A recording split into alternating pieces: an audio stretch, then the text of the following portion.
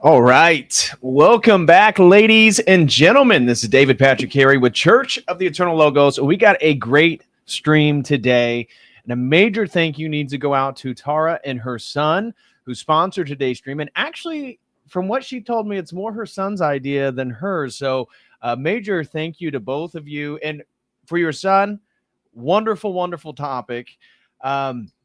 Let me rephrase that. Not a wonderful topic in the sense of we're going to be diving into Baal and Moloch and some of the context for ritual human sacrifice. I should take that back. Maybe not a wonderful topic, but a great topic to dive into that I really haven't done. And doing some of the research, especially when we talk about Baal, one of the previous streams that I did that I think sort of goes along with some of these ancient cults and these ancient practices and how they diverge from Christianity is I did a thing on temple prostitutes, the history of temple prostitutes. And that's going to come up when we look at Baal because there's a few unique features. Obviously, both Baal and Moloch are mentioned in Scripture concerning warnings regarding the sacrificing of children to these gods. And Moloch is a little bit more iconic in the sense that he's a bull-headed god, gold, half humanoid with his arms stretched out over an open fire in which these ancient people, including the Israelites, and this is one of the reasons why the prophets warned them multiple times. And by the way, I have a document today, and I have a bunch of a handful of the major biblical references to these guys in case you guys want that. So we'll go over that in a little bit. But they would sacrifice their children for a variety of reasons. Now, we as modern people look at this and think, how the heck were people, sacrificing their firstborn in such a tumultuous, difficult environment like the ancient period, especially in the Levant? And I think it helps to sort of contextualize their psychology in that the negative things that were occurring to them could be a drought, could be famine, could be disease sweeping over a tribe. They thought that this had to be correlated, and typically with the Canaanites and the Phoenicians and the Moabites and these other tribes around the Israelites after, again, Moses sort of takes them to the promised land. They're all participating in a religion, these pagan religions that are typically polytheistic, and that these deities, as any sort of polytheism, it sort of anthropomorphizes natural energies. And they felt that if you sacrifice something very dear to yourself, like your firstborn child, that then in return, you could get a beneficial growth period, financial prosperity, success in worldly endeavors. And so from that context, I'm going to discuss how really Moloch and Baal worship are still alive and thriving in the modern period. Now, we're not seeing, statues erected and people just offering their child on top of an open fire like maybe you did in the ancient period. But going through, I was trying to find commentary from Orthodox church fathers on this topic. And one of the things that really kind of stuck out in something that shouldn't be unique to anybody watching this channel is that Baal and Moloch are just different masks of the same demonic energy and the same demonic forces that are acting and working in the world today. So even though for the Canaanites and the Phoenicians, these were literal, gods that they believed were the sustainers of the universe. For the Phoenicians, we're going to get into some of the archaeological evidence of ritual sacrifice in Carthage, of which there is a ton, and it's pretty disturbing. I mean, we're going to be looking at Tophets that have thousands of babies, and this is archaeological evidence, so this is at least, you know, in the ballpark of maybe 2,000 years old, but within like urns and pottery, they're finding like week-old babies. So we're talking about very, very small children, and all the way up to like a 1-year-old that were being ritually sacrificed. And it's not sure whether they were put into these pots, probably crying and wailing, and then put on the fire, or just place the body on the open fire. But they've have thousands of evidence of these ritualistic sites where all these babies are found. And so this is, and one of the things that I found diving into this topic is that a lot of contemporary scholarship is trying to dismiss some of this stuff, which I was a little surprised by, that essentially before the mid 1800s, especially the 20th century, we'll just say the 20th century, generally speaking, everybody felt that it was very credible. The biblical witnesses, descriptions from the Roman Empire talking about some of the ritualistic practices in Carthage. But modern scholarship is trying to kind of woo-woo this stuff and said, oh, you know, these are real more symbolic. And even when I was looking at some of the like the rabbinic Judaism and, you know, the post Second Temple, destruction of the Second Temple form of Judaism, is that looking at the Talmud, they often interpret this as symbolism and symbolic.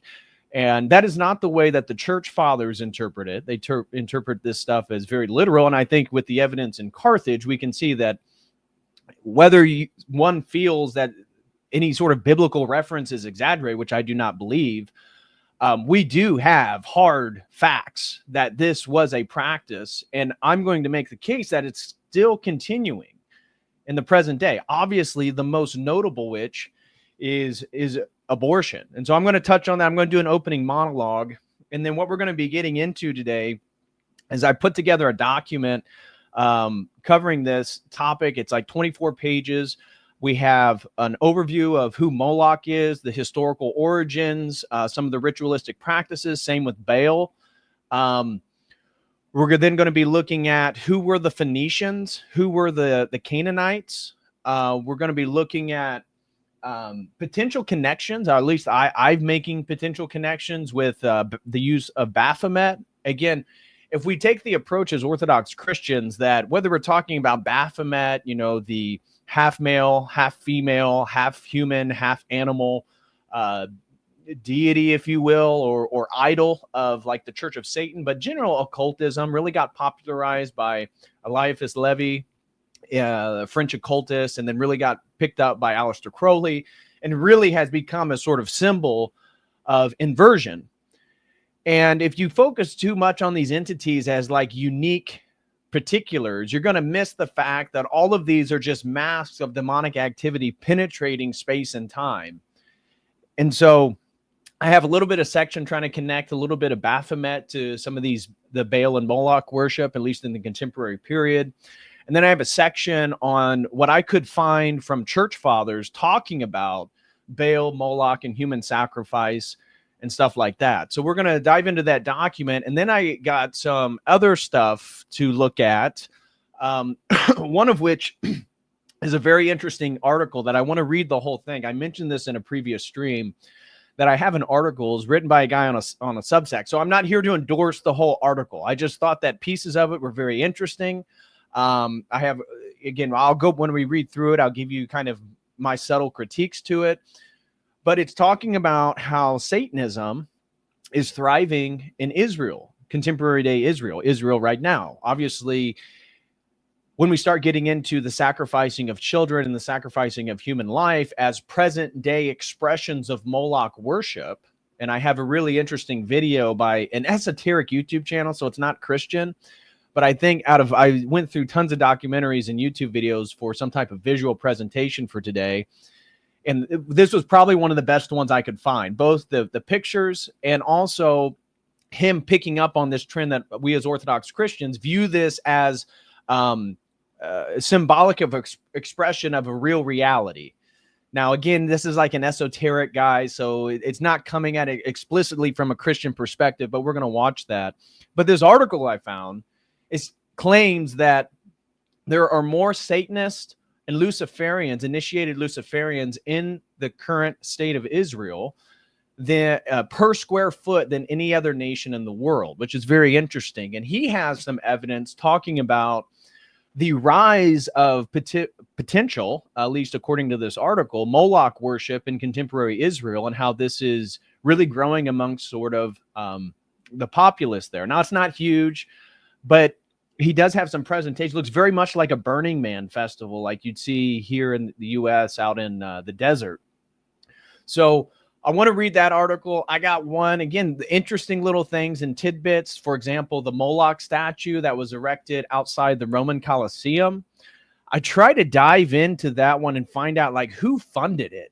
I was trying to find, is there any NGOs? Is there any religious organizations out there that are promoting this stuff? And I couldn't. And I didn't even find a direct connection from the Vatican, even though that was kind of my interpretation at first regarding this Moloch statue at the Roman Colosseum. But I couldn't find, at least, and maybe the Vatican was behind it. Maybe there's other organizations. I read one article, was more conspiratorial, didn't have any evidence, but claimed that some Jewish NGOs or Jewish organizations were behind it. I couldn't really substantiate that, so I'm not going to come on here and say that's the case. What I could find, at least substantiated, was that the city of Rome itself, the municipality, they were the ones who gave the okay to erect this thing. They claim that it's because they were trying to celebrate the archaeological history and evidence of Carthage and its relationship to Rome. I find it very interesting that they would erect this statue outside the Colosseum. I read a few articles. One of them was talking about how obviously the Roman Colosseum is a place of Christian martyrdom, right? And again, this was, I'm not going to use the particular article I read, but somebody was saying, well, Moloch then is just a reference to the Colosseum being a sort of sacrifice of Christians. And I thought, that's a really weird way to go about honoring the Christians by putting up a Moloch statue. They could have just put up a big Christian cross. They could have put up some type of reverence to the martyrs who we know did pass away, and maybe things about their lives, who sacrificed for their devotion to Christ. I was like, that doesn't sound right. You're going to celebrate Christian martyrs by putting up a Moloch statue outside the Roman Colosseum? That doesn't, I don't know, that doesn't really jive logically in my mind. But I got an article on that, and there's an interesting 1933 festival in Soldier Field in Chicago, Illinois, where we're going to see a group of people do a sort of mock sacrifice to Moloch. And I'm going to show a little bit of that, and maybe a little controversial here on the YouTube. So I may take that video and download it and actually put it up on the Logos Academy, where I know some of this more controversial stuff can be safe, and we can discuss that. So smash that like, guys. We have tons of stuff to get into today. Again, a major thank you to Tara and her son for sponsoring today's stream. I truly appreciate your guys' support, and I truly appreciate your patience on me getting around to doing all the research and reading and preparation for today's stream. So to begin, I just have a small monologue because I got a big document and I want to read that full article, and we got a handful of videos that I want to show you guys. The first one that really struck me that I wanted to mention is the difference in which fire is symbolically presented between the Moloch and Baal human sacrifices and how we understand this as Orthodox Christians. You've heard me speak before about what we refer to as the river of fire, and that God's love, the Holy Trinity, is a river of fire. But for those who are wanting to align closer to God, those who are wanting to repent, those who are wanting to become more like Christ, that fire doesn't burn, it purifies.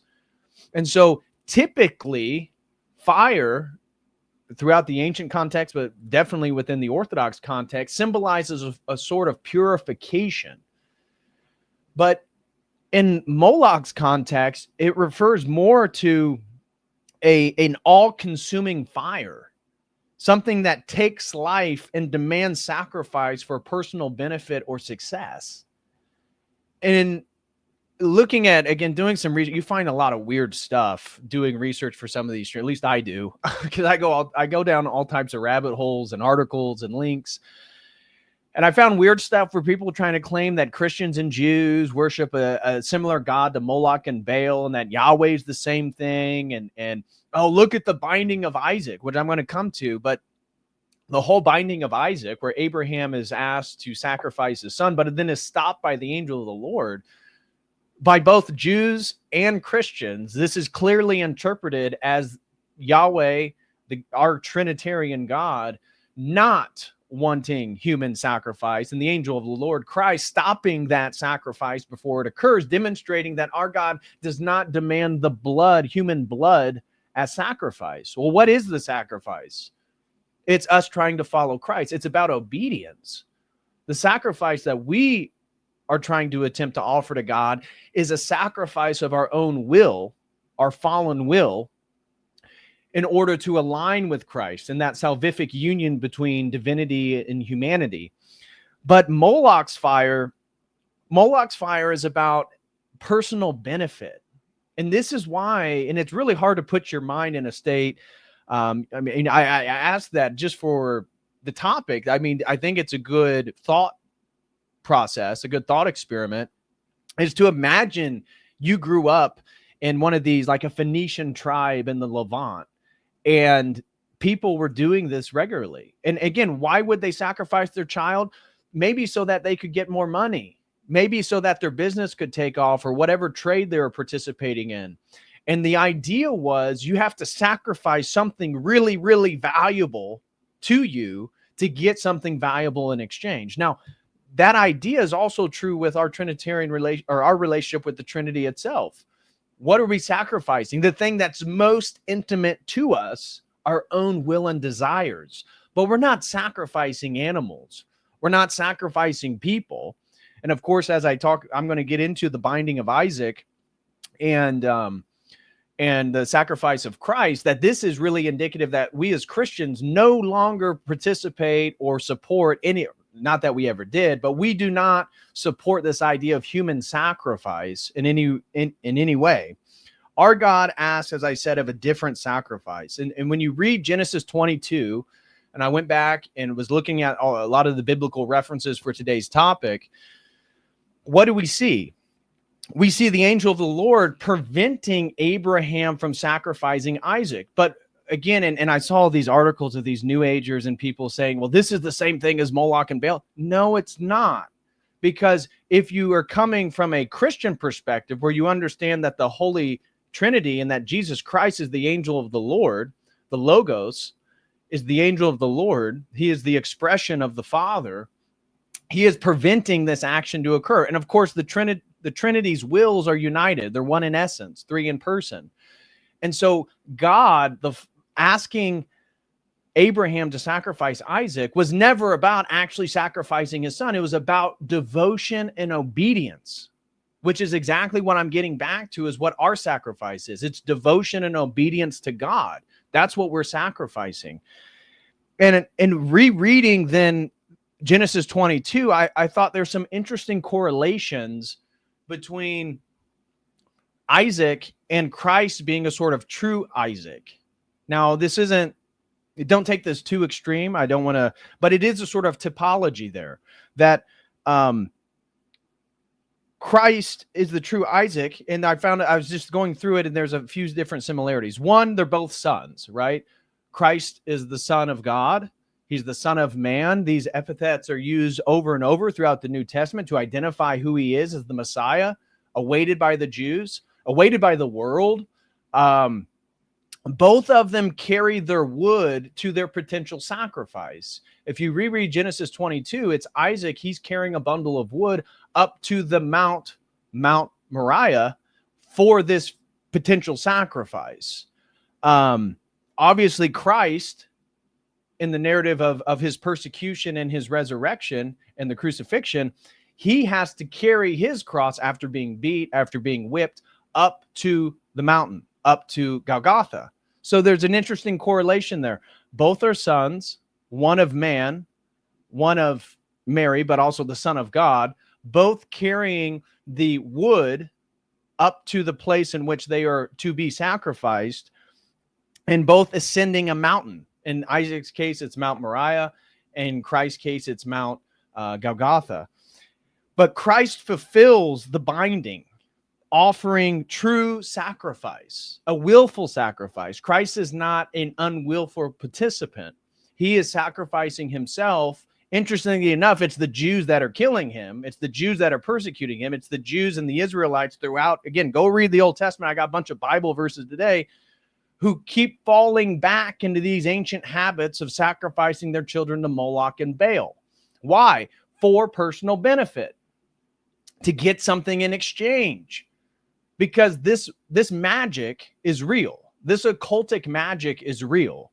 Now, you lose something in exchange. You're going to lose your soul doing stuff like this. But anybody who's dove down some of the conspiracy rabbit holes regarding some of the elite or some of the famous people of Hollywood know that there's very strange instances of people dying close to the prominent actors, musicians, stuff like this. And it's been theorized. I'm not here to say for certain, but it's been theorized that these were sort of sacrificial offerings. Well, what are they offering for? You see, it's an exchange of somebody close to you, a human, a life, a soul, for worldly prosperity in any way that you can imagine.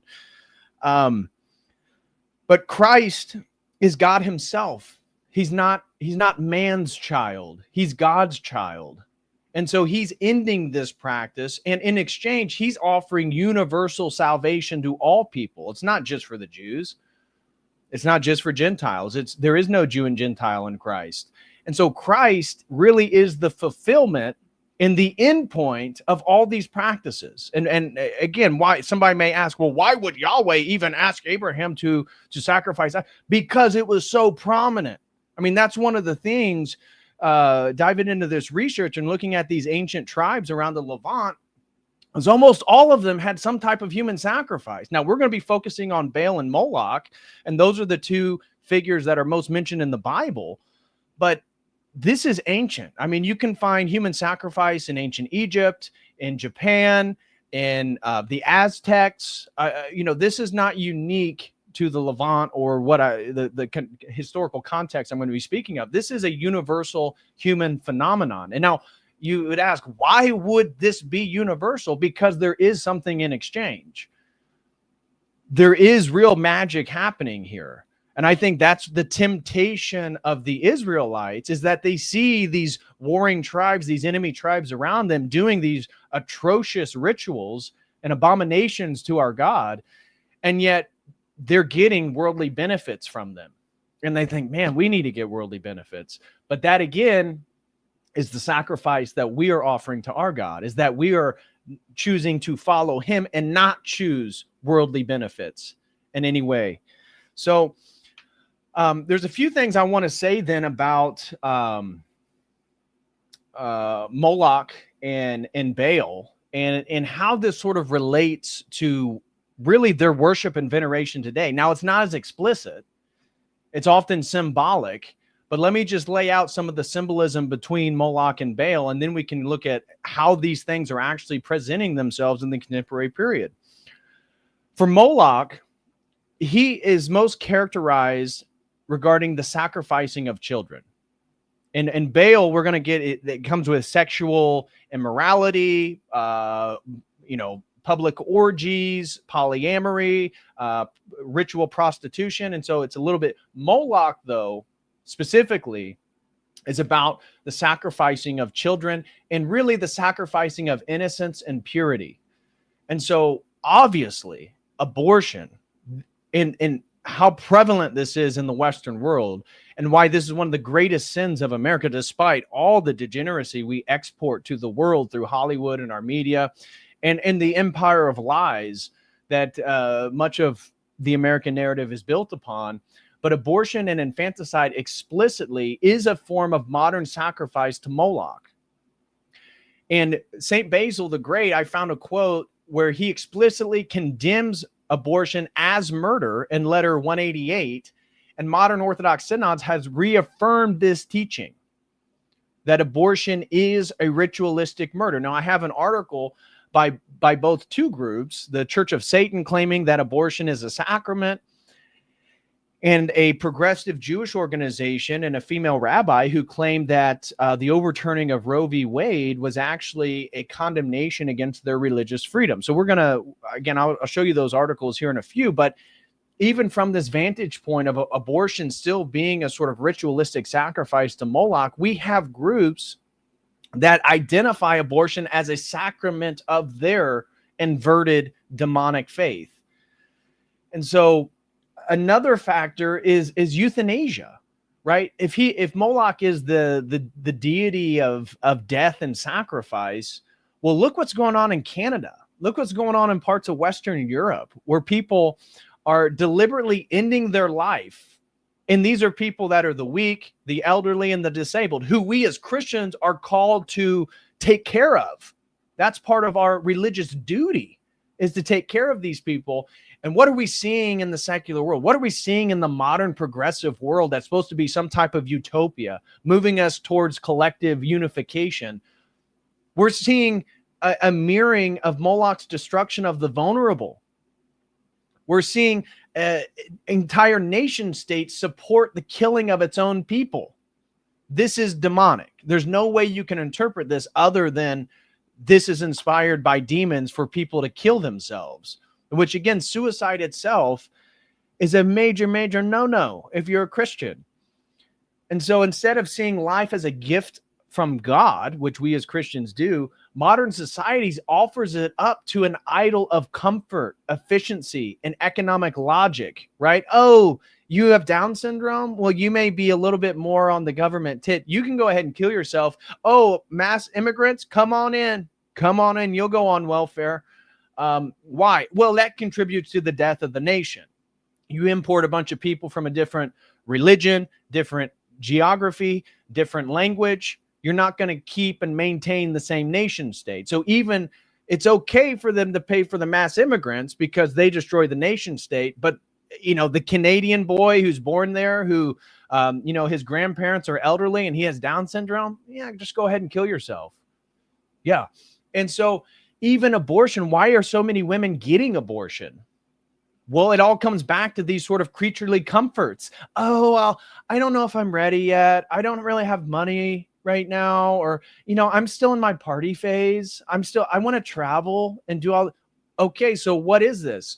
This is Moloch worship. And one of the things about Moloch is that you don't have to believe in him. He just demands the sacrifice. He just demands the actual behavior. You just have to enact it out. And so, you know, it's not like the modern feminist who's getting the abortion is like very conscious of her devotion to an ancient cult of Moloch. And again, Moloch is just a term we're using when referring to the modern period. It's a symbol of this demonic expression causing humans to perform these acts. But we're seeing the same thing where the Israelites thought, man, maybe we could be a little bit more prosperous if we sacrifice a few of our children over there. Well, the same thing is for the modern leftist woman or whatever woman that commits abortion, because what? Why are you doing it? Worldly comfort. Worldly comfort. That's not that's not the sacrifice we as Christians are called, but that's exactly the sacrifice of these ancient cults. And so another one is the exploitation of children. I would argue that when we start to look at human trafficking, child pornography, sexual grooming, the mutilation of children under the auspices of, well, they're actually a girl or they actually want to be a boy, this is a ritual sacrifice to Moloch. And you're saying, well, how could that be the case? Well, just like the ancient Tophets, children are consumed by fires, but today it's not bronze idols with open fires. It's the psychological, sexual, and cultural destruction of children.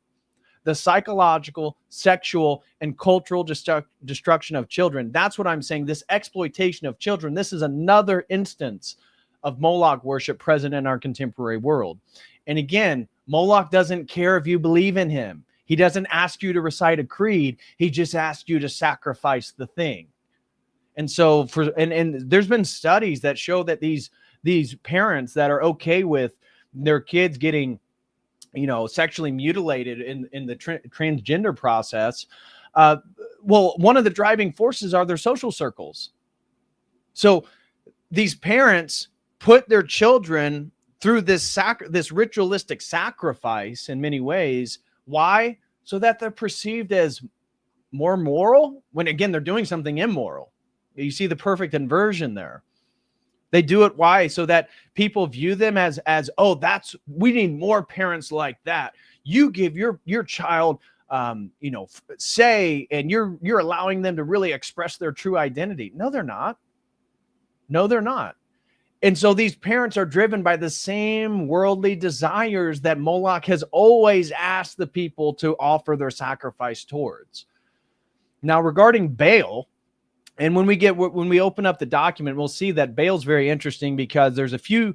Baal is a title referred to Lord, and Baal has been used in a few different ways to reference various gods. But Baal Haman is the one specifically we're going to be diving into, which is it's specifically associated with child sacrifice. And when we look at the Phoenicians and them, we'll dive into all this stuff. If you're not familiar with the Phoenicians, there's lots of interesting conspiracy theories about the Phoenicians, but it's kind of a rabbit hole. We're not going to go into it today, but we will talk a little bit about the historical context of the Phoenicians. But when they set up their empire in Carthage and made that the central outpost of the Phoenician maritime empire, again, they basically had all these sort of really states, because it was from what I was looking at, it's really the ways in which they made money. Whoever was the wealthiest, it was kind of like an aristocratic, almost a capitalistic system. Is like they kind of function as independent city states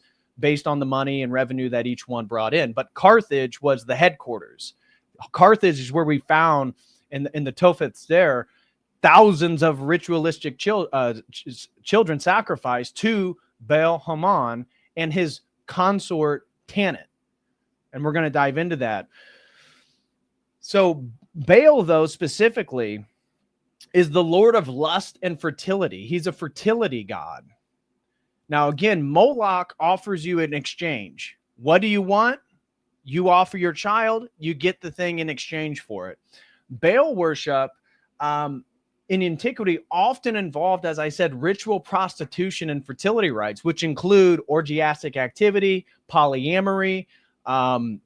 Again, very weird. Sometimes I didn't find evidence specifically in the Baal stuff, but some of these fertility cults also engage in zoophilia, women engaging in sex and men engaging in sex with animals. So when you start getting these ancient cults, these fertility cults, very weird sexual rituals emerge. But in modern culture, the cult of Baal manifests in pornography. As I said, the sexualization of children, and the cult of Eros, divorced from marriage and sanctity, right? Sex is not something bad, at least from our Orthodox Christian. Sex just needs to be in its right context, which is inside of a marriage sanctioned by the church between two loving individuals, adults. And so when we look at our contemporary society and the detrimental effects of pornography, I would, at least in my monologue here, I'm associating this back to a sort of contemporary form of Baal worship. And one of the things that I wasn't explicitly aware of is that when Christians talked about Beelzebub, you guys have heard this. Anybody who's dove into Gnosticism knows that Gnostics believe that the God of the Old Testament is Beelzebub, the devil, the Archon, Yaldabaoth.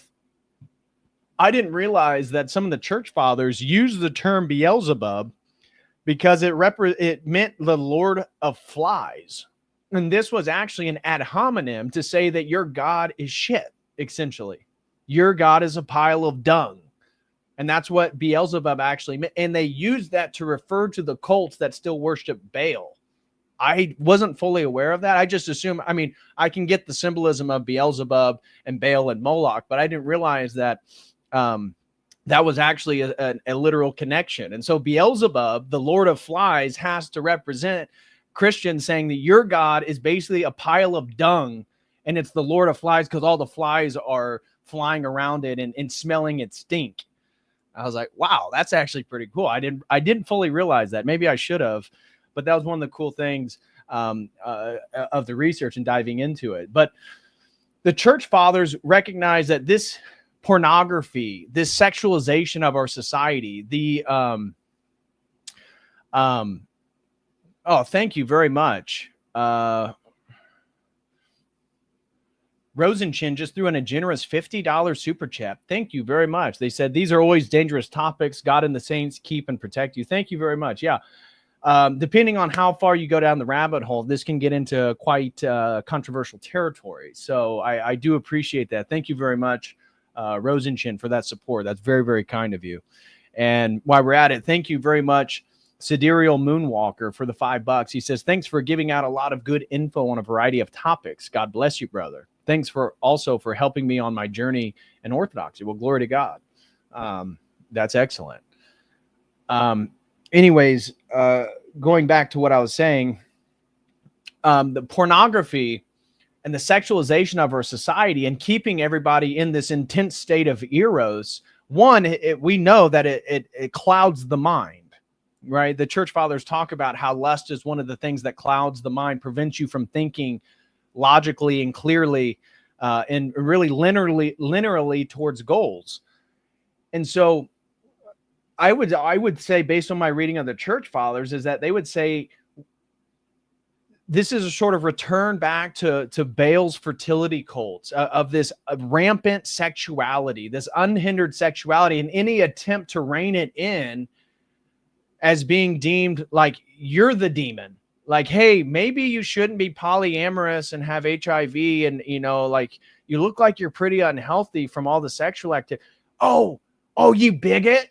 You bigot? What, are you a homophobe? You a transphobe? No. I just think that like your soul might be a little bit better if you stop doing that stuff. And so the church fathers, I believe, would ask us that we need to sanctify pleasure rather than participating in just rampant hedonistic pleasure. And that sex is not a bad thing, but it's within its right context. And so sexual idolatry is running rampant in the Western world. I mean, look at the OnlyFans phenomenon. Look at these girls. Look at these women. And again, it's sort of a return back to paganism, right? You ask one of these OnlyFans girls, again, just my time on the Whatever podcast, a handful of them are like openly supportive of magic, openly interested in the occult. One of the women on the Whatever podcast I was on was Russian, and she was openly a witch. She was bragging about being a witch, but she's like, I'm a white witch. It's like, no, again, from a Christian, there is no difference between white, gray, and black witchcraft. It's all demonic. It's all magic. And you're losing your soul every time you participate in these sacrifices. But that's exactly what these OnlyFans girls are doing. That's exactly what the porn stars are. And they know it. I mean, when I said this to the girls on the Whatever podcast, that they're losing a piece of their soul they didn't say anything back. There was 2 porn stars in particular, like traditional porn stars that were there.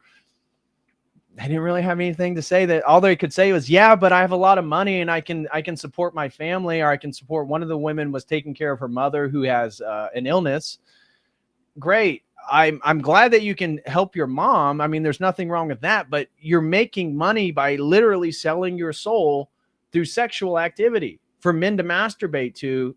I mean, all of it is dehumanizing. The people in the video are dehumanizing. The people watching it are dehumanizing themselves. That is reflective of this demonic spirit that I'm tying back to the fertility cult of Baal and all the sexual immorality that they engaged in. And tied with this emphasis on pleasure, I think Baal can also be associated with consumerism and materialism. That Baal was associated with wealth, agricultural abundance, and prosperity. I found multiple instances of this in some of the research. And yet today, Baal, I would argue, appears in the worship of money, mammon, again, just another construct, another demonic force imbuing itself into space-time, consumption, consumerism, and creaturely comforts. So you see there's always an overlap between Baal and Moloch, but the consumerism isn't specifically about the sacrificing of children. In the Baal's context, it's where people sacrifice faith, family, and morality in pursuit of mammon, in pursuit of Baal, in pursuit of worldly pleasure, in pursuit of sexual gratification. And that's exactly what's happening with the sexual. I mean, we wouldn't have a red pill and manosphere if women were not so hedonistic regarding their sexuality and essentially eroding the sexual dynamics between men and women. And so now the men who want to actually have a family can't find a woman that they can have a family with. This is the result of the demonic influence of Baal.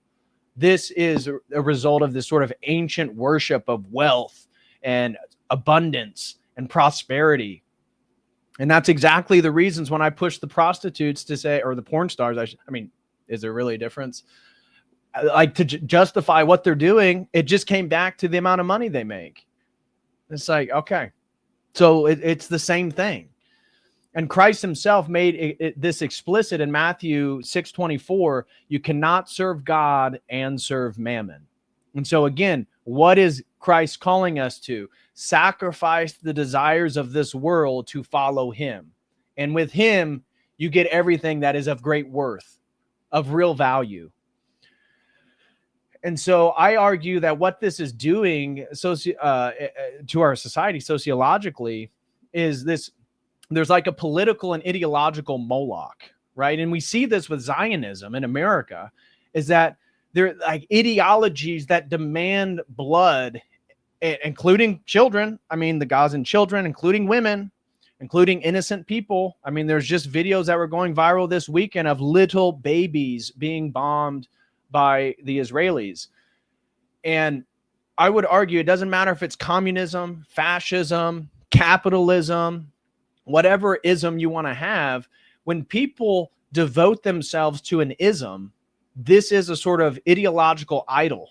And this really is a new representation of Moloch. And so you look at the Christian Zionists here in America, well, all those Palestinians that have to die, that's okay. That's a sacrifice I'm willing to make for what? For the prosperity of Israel. That's a form of Moloch worship. The military-industrial complex, whether it be the Cheneys, the Clintons, whoever it may be, all these people that have these companies that are making money off perpetual war and the killing of people. Why do they need that? That is another contemporary form of Moloch worship. And they're subservient to this idol, this ideology, or for the military industrial complex, power and money.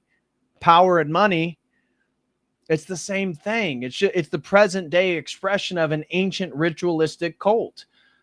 And then the other one is the sacramentalizing of sin. I mean, that's really what these cults are doing. So you look at the Church of Satan, as I mentioned, they claim abortion is a sacrament. And I argue this is not accidental. This is not tongue-in-cheek. The demonic always inverts the sacred. And it parodies baptism. It parodies the Eucharist. It parodies sacrifice. I told you guys about the transgender satanic priestess, although she referred to as a priest. So there was a girl who identified as a boy. She went by the name Johnny, and she was a priestess at a satanic church. Or I forget. It wasn't the Church of Satan. It was actually a theistic. I forget which denomination it was, but she was the head priestess of it. And I've told this before. I've shared this story before in previous streams, that when she was giving a presentation on the satanic panic and basically mocking the satanic panic that occurred in France with Eliphas Levi, the satanic panic that occurred in the 70s and 80s in America, again, mocking all the stuff. Then at the end, she goes to talk about, people asked her, well, what do you guys do in your ritualistic practice? She says, oh, well, we do a sort of mock-in version of the Catholic Mass. And we actually have like wafers where we consume fecal matter, urine, period blood, And the idea is that if they can take that into themselves, again, they're defiling what the Eucharist is. They're defiling what the body and blood of Christ is and how that unites us to God. And they claim that if we can consume this, well, there's nothing that we can't do. We have no limits. We're more powerful than you are. It's very Nietzschean. Your Christian morality limits you from ultimate power.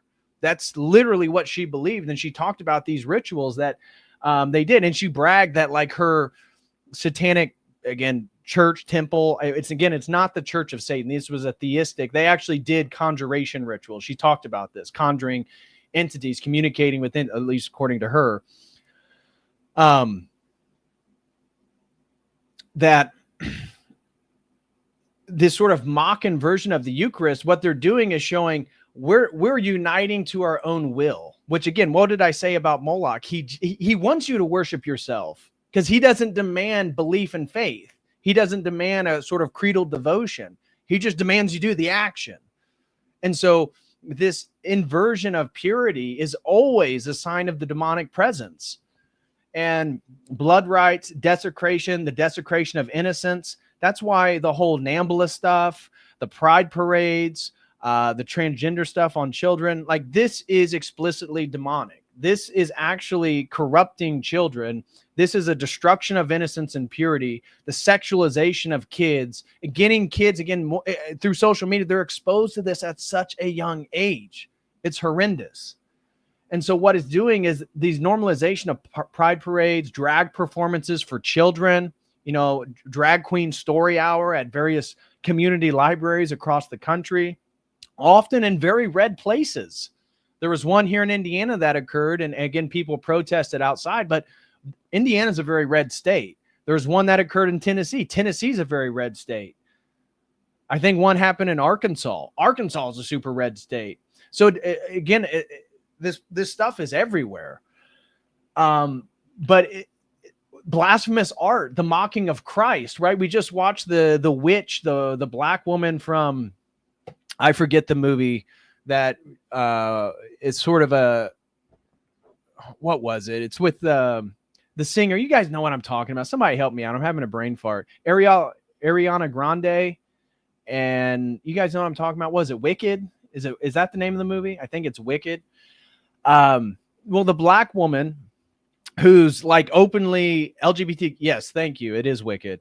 Openly like LGBTQ. She looks like she's dying. Like there's photos of her before this movie Wicked where they were both, being witches, and then after or during, and she looks like her skin sucked into her face. She looks like she's dying. Well, she just did a blasphemous mockery of Christ. She played Jesus Christ in a play recently.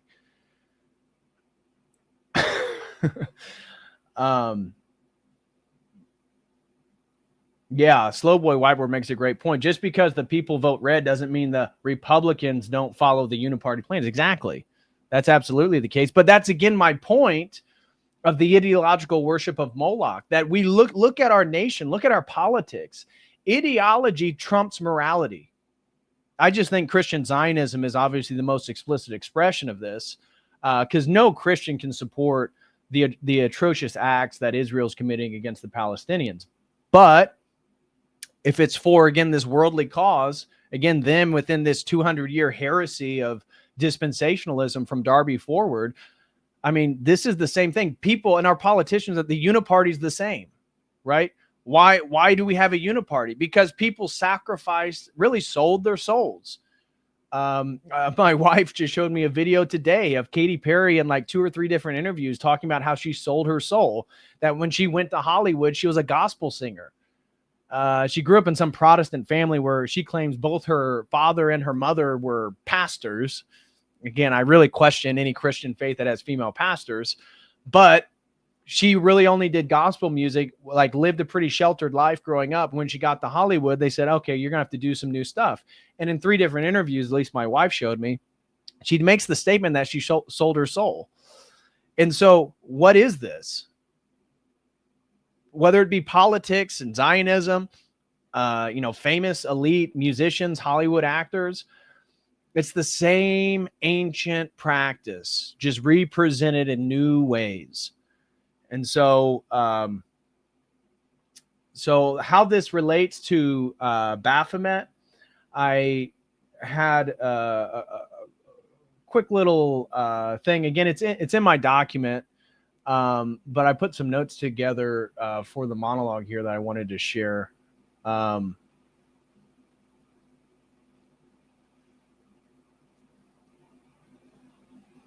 And so the demonic reality behind these idols. So as I said, I would argue Moloch really symbolizes child sacrifice and fire. And child sacrifice, again, as I said, you can take that fire and then see it as the psychological subversion of children, the sexual subversion of children, the cultural elements and subversive ways of children. And that's really sort of Moloch. And then Baal really equals sexual immorality and perverse fertility rites. Well, Baphomet, who you guys know, we've talked about Baphomet. There's a lot of questions regarding its origins. I've mentioned that I believed it was an idol developed by the Knights Templars with their exposure to these sort of Gnostic heresies and ancient cults when they went back to the Holy Land during the Crusades. I am aware that some people claim that that is a defamation against the Templars and that they really weren't doing this stuff. I'm not sure. Some of the research and books that I read, at least what formed my opinion, claim that they performed like these very weird sexual rites of initiation. And you had to pledge allegiance to Baphomet. So wherever, again, that may or may not, I've seen some, I know some people disagree with that. That was kind of what I came to the conclusion of. And eventually the Knights Templars during the Inquisition in the early 1300s, the Catholic Church kills the leaders and they flee north up to Scotland, where Robert the Bruce takes them in as knights that can fight battles. Obviously, Robert the Bruce, famous for Scottish independence, but they eventually found the Scottish Rite Freemasonry, and that's where Rosalind Chapel in Scotland has a bunch of weird esoteric symbolism in it. And interestingly enough, it was built by one of the sons of the Templars that fled to the court of Robert the Bruce. So, again, interesting stuff there. PJ005K9I throws in 5, says, Satan doesn't care if you don't worship him. He just doesn't want you to worship the true God. Lord, have mercy on us and your children. Exactly right. Exactly right. And that's what and that's really what I'm saying that these masks are. Whether we call it Baphomet, Baal, Moloch, this is the devil. This is demonic powers permeating space and time to become idols for people. And in every instance, it always revolves around self-worship and the gratification of one's desires. So that's one of the common threads. Anyways, however, some people claim that Baphomet really comes into existence through Eliphas Levi, again, that French occultist, who really, the depictions that we have of Baphomet really do come from him.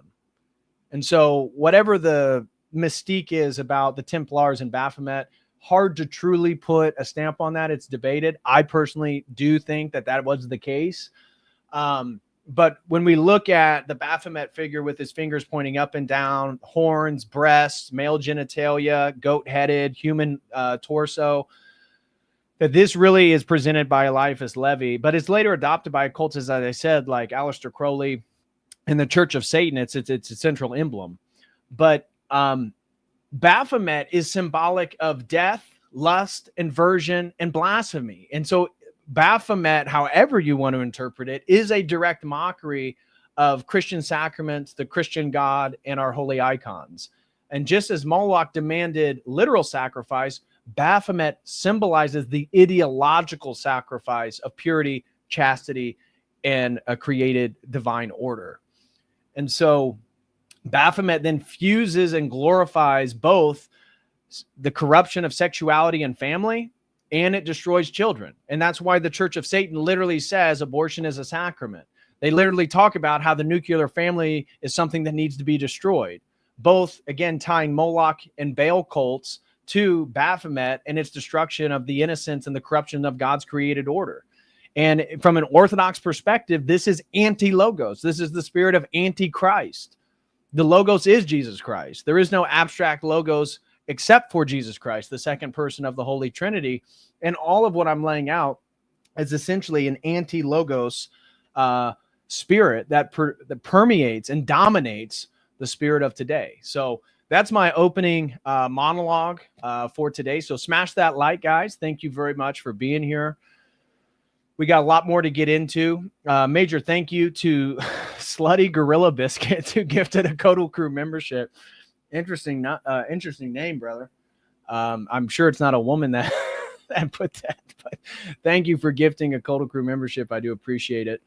And anybody who wants to support today's stream, please do so by using Streamlabs, DonoChat, or YouTube. And help me, guys, get to my YouTube goal today. People are telling me I got to do more grifting, and I wasn't sure what you guys meant. And then I tuned into Andrew's last live stream where he was talking about a variety of contemporary topics, and then he goes, "It's time to do some grifting." And basically, he wouldn't move forward with the stream and the videos and the presentations until people got their donations up. So I don't know if I'm going to be doing that. I'm not going to stop the presentation, but do support my work, guys. It takes quite a bit of time to do some of these sponsor stream, which I'm really, really grateful for, who people come up with great topics. Like, again, special shout out to Tara and her son for sponsoring today's stream. I greatly appreciate your guys' support. Truly appreciate it. Let's take care of some quick housekeeping before we move forward. First thing I want to say is, guys, if you want to support my work, the best thing you can do now is join the Logos Academy. The Logos Academy is a group for men, and we, you can see right now I'm live on this topic. I post my streams over there so people can know when I'm doing a stream. Looks like there's a few messages that I need to get back to over there. We have a classroom with tons of different content. The study guide that I put together for today will be up on the topic study guides, exclusive show notes. Again, the calendar feature, you can see all this different stuff. If you would like to join the Logos Academy, and one other cool feature is you can go to the map and you can see everybody who's in the academy, where they're at in the world. And as you can see, we have a very cool multinational, international group of people, all the way from New Zealand, Australia, the Middle East, Europe, of course, all through America, Cuba, Puerto Rico. So if you are a man, you want to be part of a men's group where we get into, again, think tanks. We'll be doing a think tank here in a couple weeks. Not this Wednesday, but the following Wednesday. So not this coming Wednesday, but the following Wednesday. We would love to have you. So sign up, be greatly appreciated. Also, if anybody is interested in setting up a one-on-one session, you can do so with this link right here. And we can get into a private Zoom meeting and talk about any topic your heart desires privately. And also, again, major shout out to Tara and her son for sponsoring today's stream.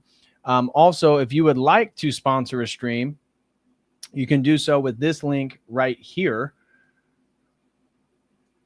And I will message you. You can tell me a little bit about what the topic is you would like for me to dive into. I typically spend a full day, if not sometimes 2 days, but typically I give it one full day. That's what the price is for. One full day of just diving into this research and looking at what comes up, what I can find, how I can kind of construct an argument and present it in an educational way that preserves the sort of orthodox frontima engaging with these topics. So if that's something you're interested, please sign up. Would greatly appreciate that. Also, if anybody is interested in purchasing some Orthodox items, you can go to orthodoxdepot.com, use promo code COTEL, C-O-T-E-L. You can get icons, prayer ropes, incense lamps, stuff like that. 10% off. Use promo code COTEL. Help me out as well as a good company here in the U.S. And also, if you're interested, again, I've been getting some flack for even promoting nicotine pouches. If you don't do nicotine, don't get a nicotine pouch. I'm not telling you to, but I use nicotine, and I do think I'm an affiliate with ALP, And if you do use nicotine, I'm not telling anybody, but if you want to go look up some of the beneficial aspects, the FDA makes it illegal to publicly claim there is any benefit from the use of nicotine. You can use that link and you'll get 10% off what I believe to be is the best nicotine pouches on the planet. Also, if you guys are wanting to find, I haven't promoted this in a minute, but if you guys are looking for, I know some of the guys in our Logos Academy were looking for this, is a cookbook to how to have high protein diets and workouts while during the fasting period. Click on that link right there from Gumroad. And the Orthodox Fasting Cookbook and Strength and Performance is by our brother Seraphim Braden Vurick. He's an IFBB pro bodybuilder, and it has a foreword from Father Moses McPherson. So if you guys are looking for a resource for, being able to stay fit during the fasting period and have enough high protein, that is a great resource and cookbook. You guys can check that out as well. All right. Okay, looks like we got a few questions. Let me go through some of these real quick. Albrecht von Retardenberg 188 gifted a Cold Crew membership. Thank you very much, Albrecht, for that support, brother. God bless you. Synthkilla 9927 throws in 10, says, I appreciate everything you do, Dr. DPH. God bless. Well, thank you very much, Synthkilla. Do appreciate the support. God bless you as well and your family. Mudworks throws in 20 and says, I'm so sick of all my favorite online people getting so good at grifting. Anyways, here's $20. Well, thank you, Mudworks. I do appreciate it. From everybody that told me last stream, they said, you got to get better at grifting. You give too much away. You don't tell the audience to like support and get the numbers up. And it's like, well, okay, I need to get better at that. I know that, I try to present these streams as more educational than entertaining, but I probably need to become a little bit more entertaining. That'd probably help the grift. I feel like my audience, you guys here, most people are heads. They like information. They like deep analysis. And so trying to make sure I don't give away the brand of what I like to do is really dive into information and present it. But thank you guys so much for the support. I truly, truly, truly do appreciate it. I really do. So thank you guys so much. Appreciate that, Mudworks. Hunter Zalen 55788. Have you done a stream about the worship of Saturn with Judaism and Islam? No, I have not done a stream on that. I know exactly what you're talking about in regards to some of the Saturnalian cults. And, one of the potential connections is that Baal, Moloch are sometimes associated with the planet Saturn. Baal Haman was, again, when we start talking about the Phoenician context, was often associated with Saturn as a sort of all-consuming god of time and fate. But also, the Star of Remphan is going to come up because quoting the Old Testament, when St. Stephen, the first martyr, is killed by the Jews, he says, you guys essentially worship under the tent of Moloch and to your star of your god Remphan. And if you dive into the star of Remphan, you'll see it's a 6-pointed star that's explicitly tied with Saturn worship. So we're not going to be focusing on that topic today, but it does kind of tangentially connect in regards to St. Stephen, the first martyr, and him talking about the Jews at his time, when again they stoned him to death. Ironically, he says, you guys worship Moloch and the star of Remphan, and then they stone him to death and kill him. So irony there. But no, I have not dove in specifically because I understand how the cube, Mecca and the Kaaba stone relates to Saturnalian worship, and many people argue that it predates Islam and that this was a way to sort of incorporate this ancient pagan rite into the Muslim faith. Fair enough. And yeah, there's some interesting stuff with Saturn and Judaism, but I'm already taking a little bit of limb on some of the recent streams, but I feel like the Overton window has shifted. Do you guys not? It feels like the Overton window has shifted where it feels like there's a little bit more breathing room on some of these social media platforms, but I could see it easily being overturned here soon. And I think part of it too is because Trump is so pro-Zionist and pro-Israel that, and the social media companies are run by progressive leftists, most of them, that allowing critical speech is a way to sort of be anti-Trump right now. And so maybe this is a brief period in our history, or at least in our cultural moment, but it does feel like the Overton window has shifted and we can say a little bit more things online. So anyways, Paul P throws in, I think that's New Zealand currency, $34.99, says, God bless you, brother. Much agape. Well, thank you very much, Paul P. God bless you, brother. Thank you for the support. And Bruce Roberts, 8614, throws in $20, says, great content as usual. Thank you very much, Bruce. I truly do appreciate that support. God bless you, brother. Okay, let me now get our document and some of our stuff pulled up here. First thing I want to dive into, we're not going to read the whole document. Again, as I always tell you guys, if you're already a website member, these are uploaded to the website. So if you're already a website member on the old membership program, which I've ended, so you cannot sign up anymore on my website. But if you are, you can still get access. I still upload all the study guides to the website for everybody who's still a member until their memberships expire. But the new membership program is for men over at the Logos Academy, where we really dive into and have conversations on this type of stuff. So here, this document will be over there. Also, for anybody who's already a website member, you'll get access to it. But this is a little bit of my breakdown, diving into this topic. So I begin with Moloch. Who or what was Moloch? And I make lip service diving into it. Again, looking at basically before the 20th century, nobody questioned Moloch as an ancient Phoenician, Canaan, specifically Canaanite, but Phoenician deity of child sacrifice. So Moloch was a specific deity, likely of Ammonite, Phoenician, and Canaanite origin, to whom child sacrifices were offered. And that had basically never been questioned. The earliest point I could see where it begins to move towards symbolic representation is actually in the Talmud. Some of the rabbinic commentaries talk about how Moloch is really a symbol for the defilement of Israel, or the defilement of the ways of God for the Jewish people. But this has really become a recent academic view. I was kind of surprised. So Moloch may have referred not to a deity, according to these academics, but a type of sacrifice. And this gets into like very specific etymological critiques. I'm not convinced of them, but I wanted to present that to you, that is kind of a common theme. So specifically a burnt offering of a child or substitute victim.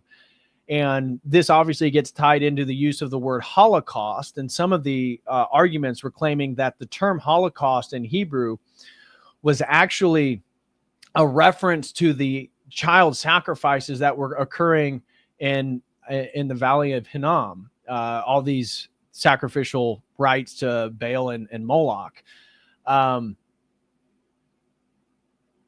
Okay. I think all of them can be true. Like, I think it's a real deity. Yes, it can be referred to as a type of sacrifice. So you can, just like I did today, referring to abortion and the destruction of innocence amongst children and sexualizing them. That is a form of Moloch worship, Moloch veneration. That is a sort of ritual interpretation. And then there's a composite symbolic interpretation. It's just a symbol of detestable paganism. And this is what I found in some of the Talmudic readings of Moloch. In Christian thought, yes, Moloch is absolutely a symbol. As I said, from when you read the church fathers, and I have a section here where we'll look over a little bit of it, but when you look at the church fathers, they are explicit to state that whether it's Baal or Moloch, it doesn't matter the mask. It's the same forces. It's the same principalities that we're fighting. And so, but none of them said it wasn't an actual deity. None of them said it wasn't an actual ritual, but they did make the point that you can understand it symbolically in a historical context. But that does not diminish the literality of it either. Here's some of the biblical text, and I have a larger section with the full versions at the bottom of this document. Leviticus 8:21, you shall not give any of your children to offer them to Moloch, and so profane the name of your God. Leviticus 20:2-5 calls for death of anyone who offered children to Moloch. I have that full verse at the bottom of the document. I'll show you. King Josiah destroys Topheth to prevent future sacrifices to Moloch. 2 Kings. Jeremiah condemns burning of sons and daughters in the valley of Hinnom. And I have a video. We're actually going to look at the valley of Hinnom today, what it looks like. Ezekiel 16 links child sacrifice to idolatry and pollution. Again, and I'll have more biblical verses for that.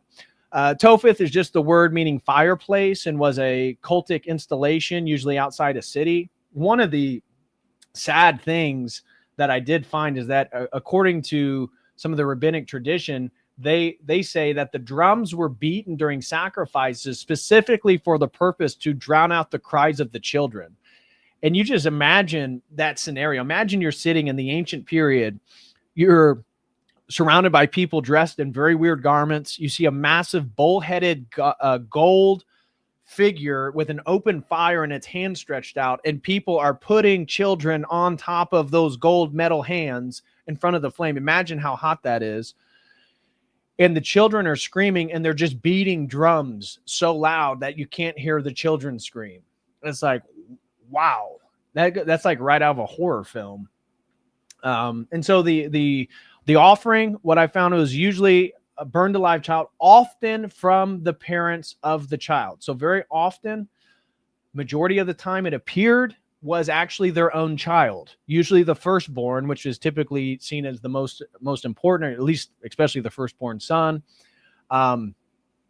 Some were slain and then burned. I found evidence of that. And some were substituted with an animal or a poor child. That was one of the things that... So some families that were more wealthy just thought, I don't want to sacrifice my son.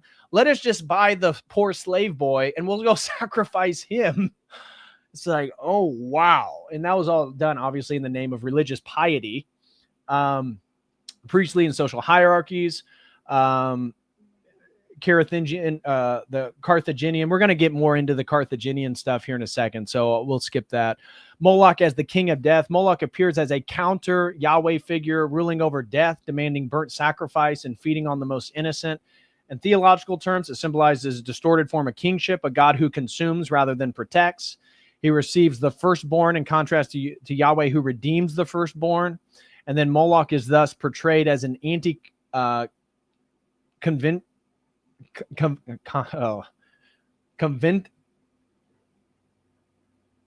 conventional and anti-human and desacralizing. So anti-covenantal, that's what I'm trying to say. Man, my tongue. Anti-covenantal, anti-human, and desacralizing. Whew. Forgive me.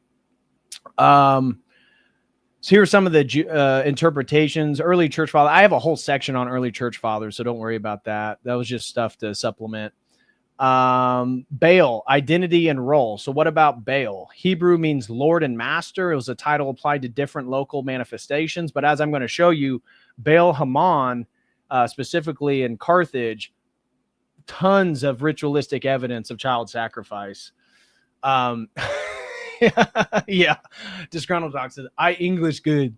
Yeah, that's basically me speaking today. Apologize. Role in religion. Baal was seen as the giver of rain, crops, fertility, and military success. His mythic death and resurrection each year symbolized agricultural cycles, and worship was tied to seasonal renew and city prosperity. But as I said, some people sacrificed for personal prosperity. That kind of overlapped. Temples to Baal have been discovered in Ugarit, Megiddo, Hazar, and Tyre. They show altars of burnt offerings.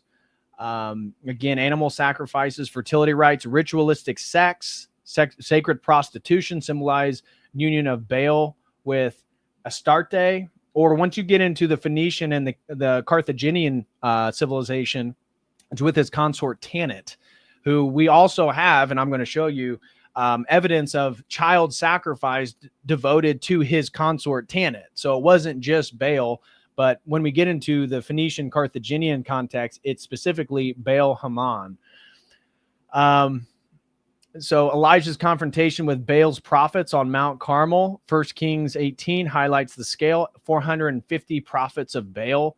Israel repeatedly played the harlot with Baal, a phrase implying cultic prostitution and apostasy. And of course, the Jezebel spirit, right? So King Ahab and Jezebel. Jezebel gets her weak husband, her beta male husband, to revert back, or at least convert worship to the sacrificing of children to Baal again. And so what do we see? Jezebel's spirit represents a sort of pretty woman that is, interested in power and using her sexuality as leverage. That Jezebel spirit is running rampant in our culture today.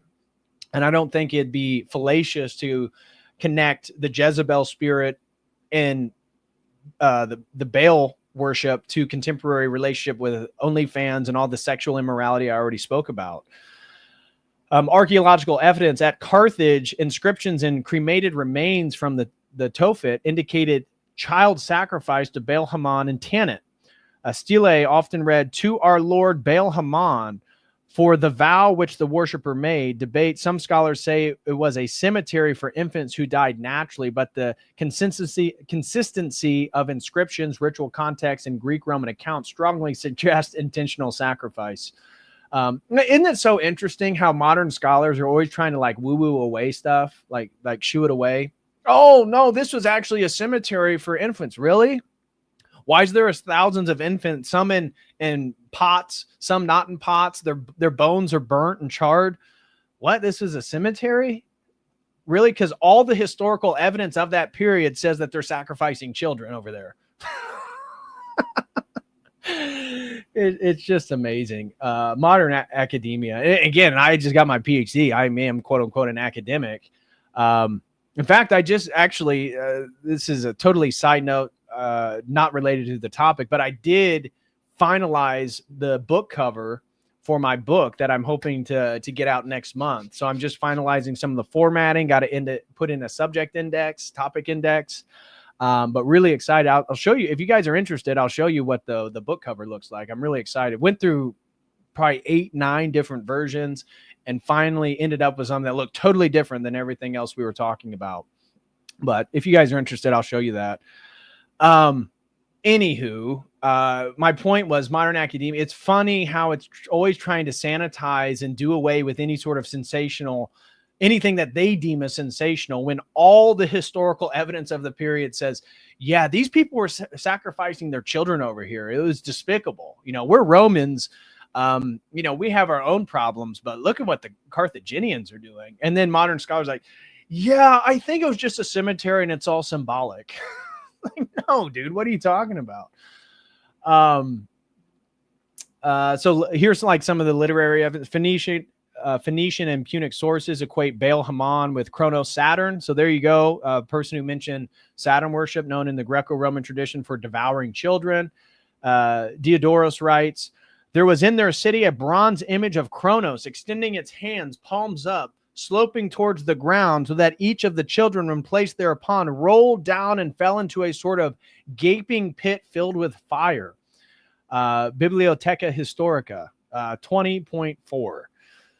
So interesting stuff. And so anyways, let's get through this document. We got so much more to get through today. And I got a whole document that I want to read to you. Major deities. So when it comes to the religious practice of the Phoenicians, who were the Phoenicians? The Phoenicians are an important group to be aware of, especially when we're talking about Carthage and some of the human sacrifice. So who were they? The Phoenicians were an ancient Semitic speaking people who emerged around 1500 BC in the Levant coast and what is now modern day Lebanon, parts of Syria, northern Israel. Their major city-states included Tyre, Sidon, Byblos, and later Arward and Betrias, Beirut. And in Lebanon, they have the city that is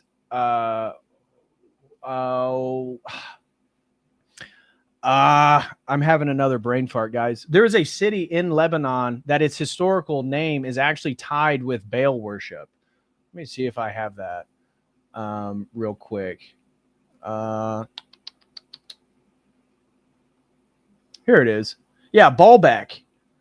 Baalbek is actually referred to. So Baalbek, the city of Baalbek, which has some like ancient megaliths and stuff. If anybody's interested in alternative history, you may be aware of it from that. Baalbek is named Baalbek because of Baal worship.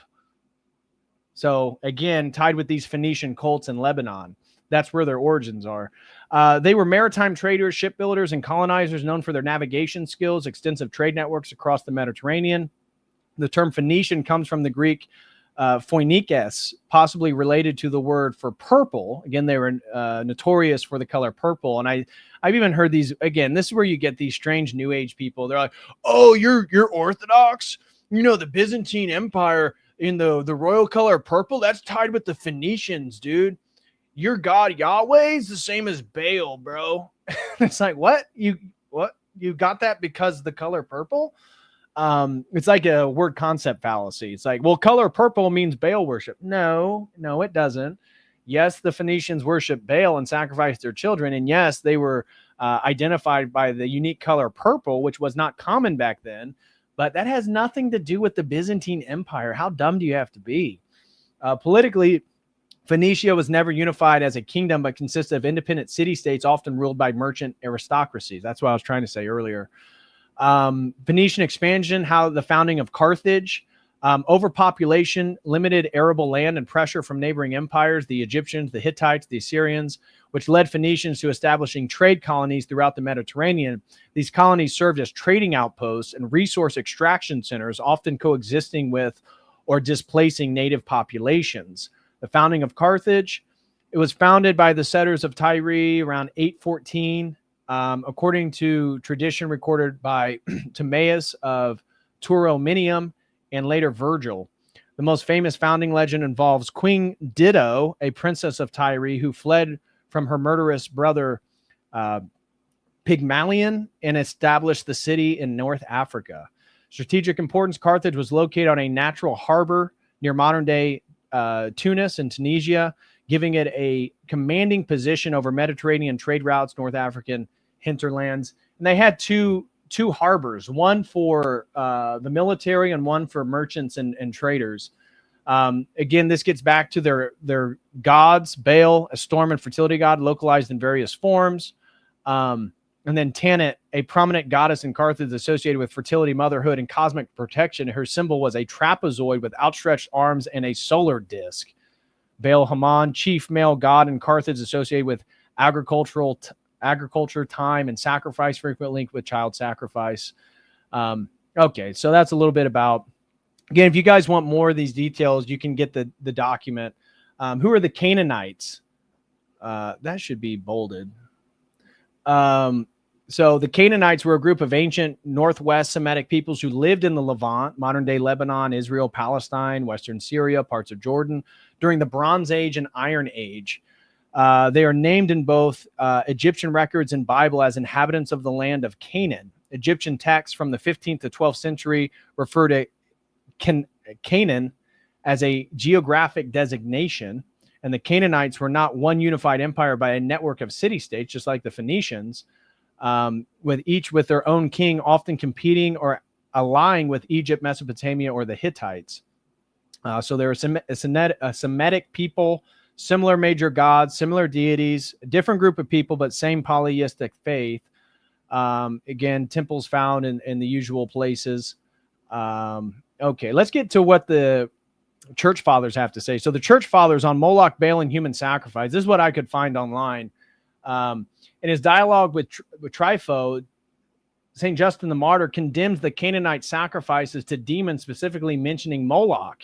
And he says, they sacrifice their children to demons. They offer their sons and daughters to Moloch. These are not gods, but wicked demons delighting in blood. And so he interprets Moloch not as a god, but a demonic power exploiting, well, yes, as a god, but a demonic power. Again, that symbolism. St. Irenaeus, against heresies, explicitly ties Baal and Moloch worship to demonic deception. The Canaanites and the Phoenicians, under the guidance of demons, practice unholy rites, burning their children to Moloch and corrupting themselves with fornications to Baal. Tertullian, Though technically writing before the Nicene Orthodoxy was codified, Tertullian was widely read by the fathers. And in one of his apologies, he says, in Africa, the people of Carthage publicly offered infants to Saturn. So you see now the connection with Baal, Haman, Kronos, Saturn, until the proconsul Tiberius put to death the priest of that wicked worship, hung them upon the very trees of their temple, and overthrew their precincts. St. Jerome, in his commentary on Jeremiah, he explained the Topheth sacrifices.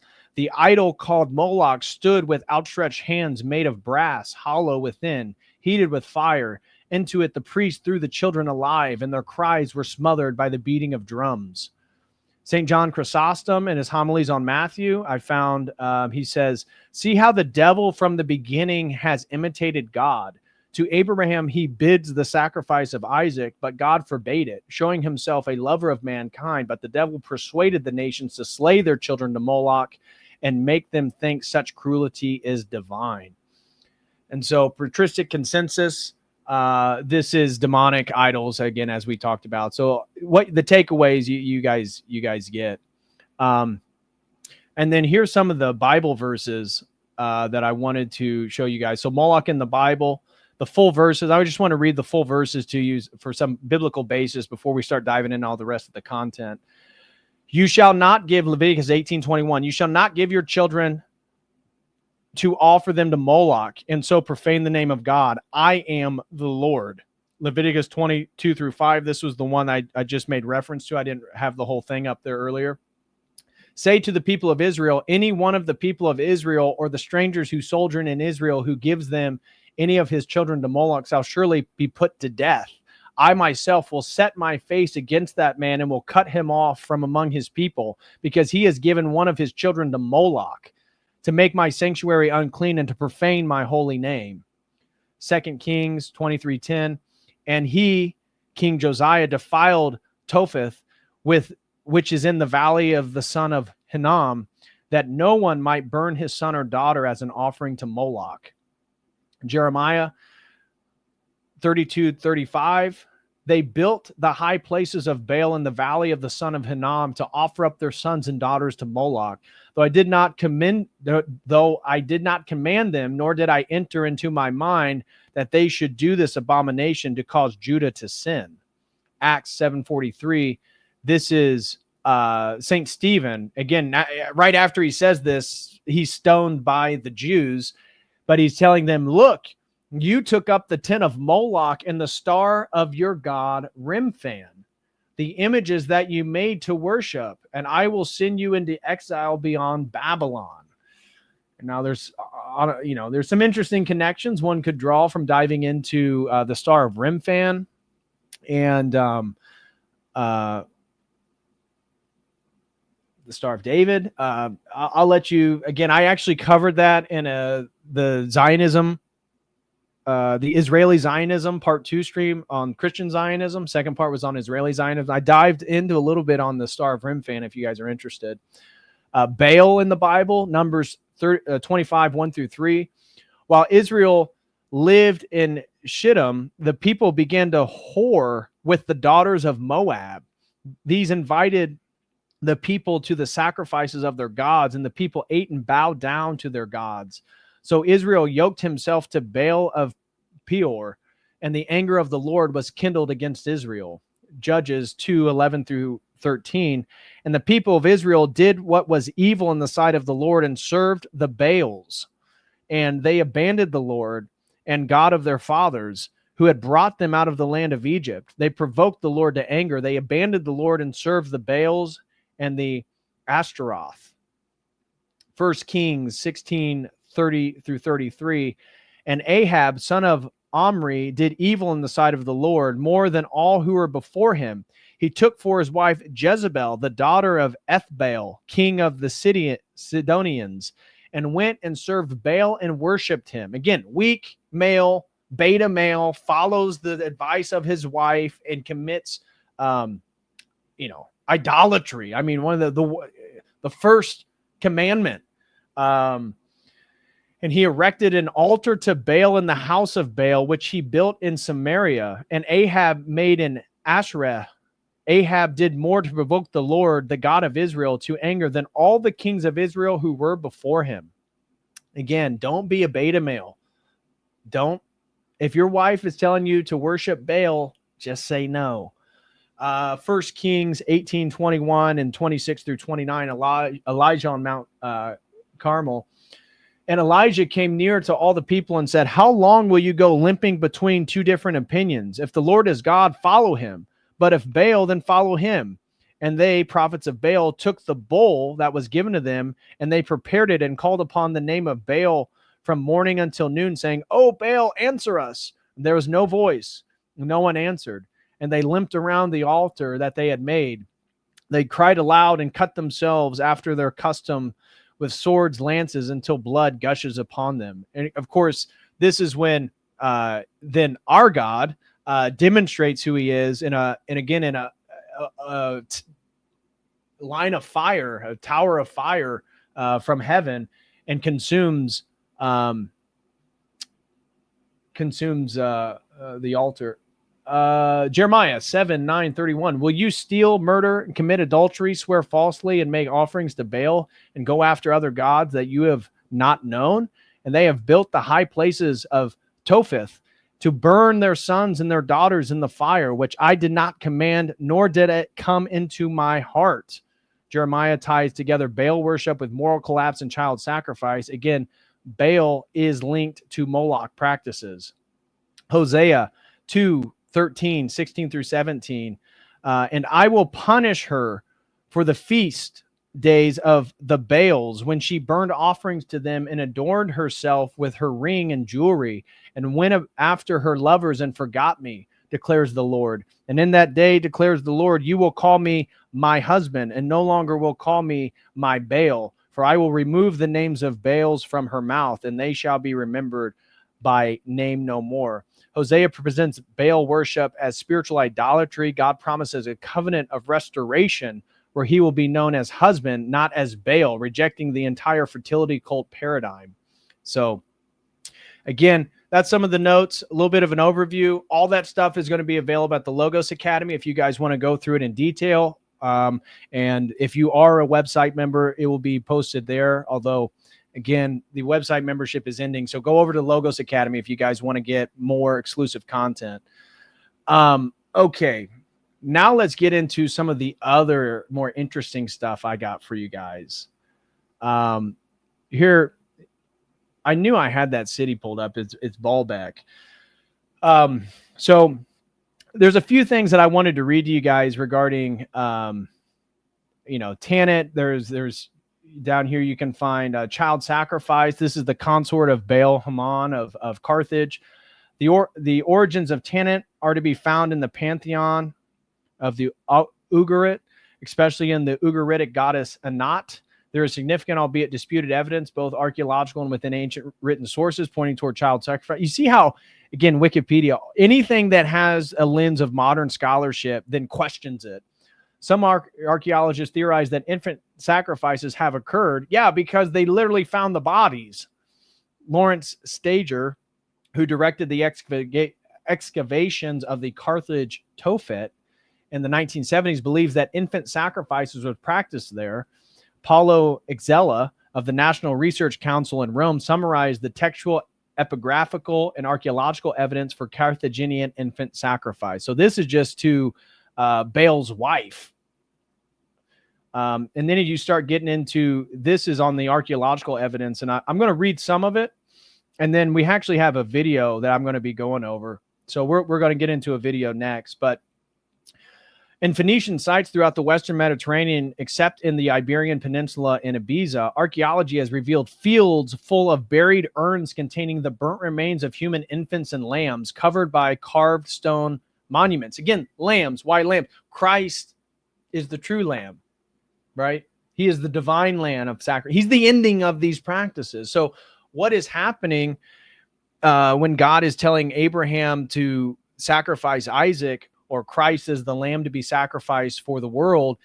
It's representing an ending of this stuff. It's not supporting it.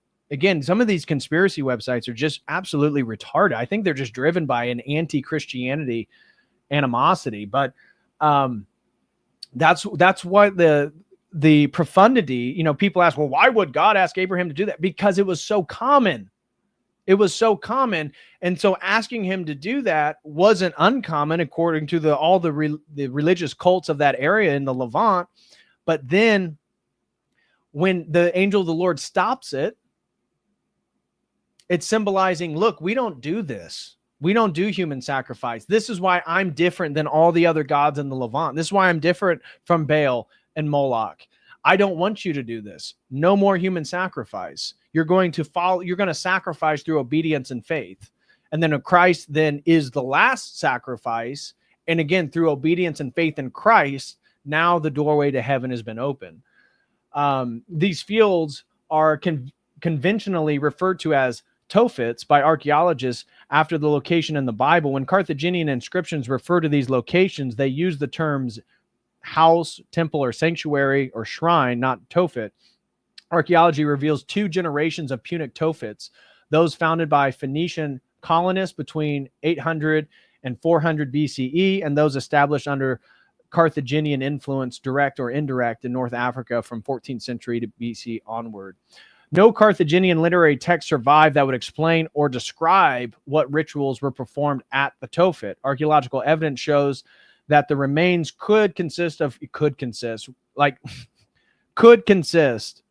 Yeah, this could consist of human remains, literally seeing a burnt baby's bones and body. Here's another one, a skeleton of a little girl. Yeah, could be human remains. I'm not sure. Nobody knows. Modern scholarship's just kind of up in arms about it. Could be. Often mixed with small portions of other animals, including cows, pigs, fish, birds, and deer. The figural decoration on the stone monuments takes different forms in different regions. In Carthage, geometric patterns were preferred. In Sardinia, human figures are more common. Inscriptions are most common in the Carthage Tophet, where there are thousands of examples. But yeah, there's no human sacrifice, guys. Don't worry about it. There are some from other Tophets as well. Matthew McCarty cites as typical inscription, to Lady Tanit, face of Baal, and the Lord of Baal Haman, that which Arsham, son of Budashart, son of Bodishnum, Shamun, because he, the God, heard his voice, he blessed him. Okay. So anyways, you get it. We're going to be diving much more into this, but I did want to show you one of the things that I thought was so cool is about this Beelzebub stuff. And how he's the Lord of Flies. And when you start getting into, where was it? Maybe it wasn't on this Wikipedia page. I don't think it was on this Wikipedia page. Anyways, it talked about it being the Lord of Flies. And yeah, so calling Baal a pile of dung in his followers vermin. Although others argue that's a link between power causing and curing pestilence and thus suitable.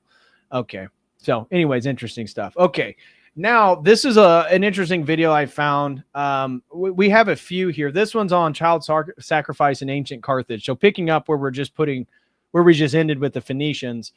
This one is actually a Jewish woman in Israel, but she has a video on Hinnom Valley and child sacrifice of Baal worship. And so it's literally looking at the Hinnom Valley.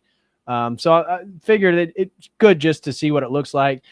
This was one of the only videos I could find on the history of human sacrifices, but it's one of these like Zoomer brain videos where it's like constantly putting up graphics and making jokes about everything. I hate that stuff. I don't have the Zoomer brain, the TikTok brain.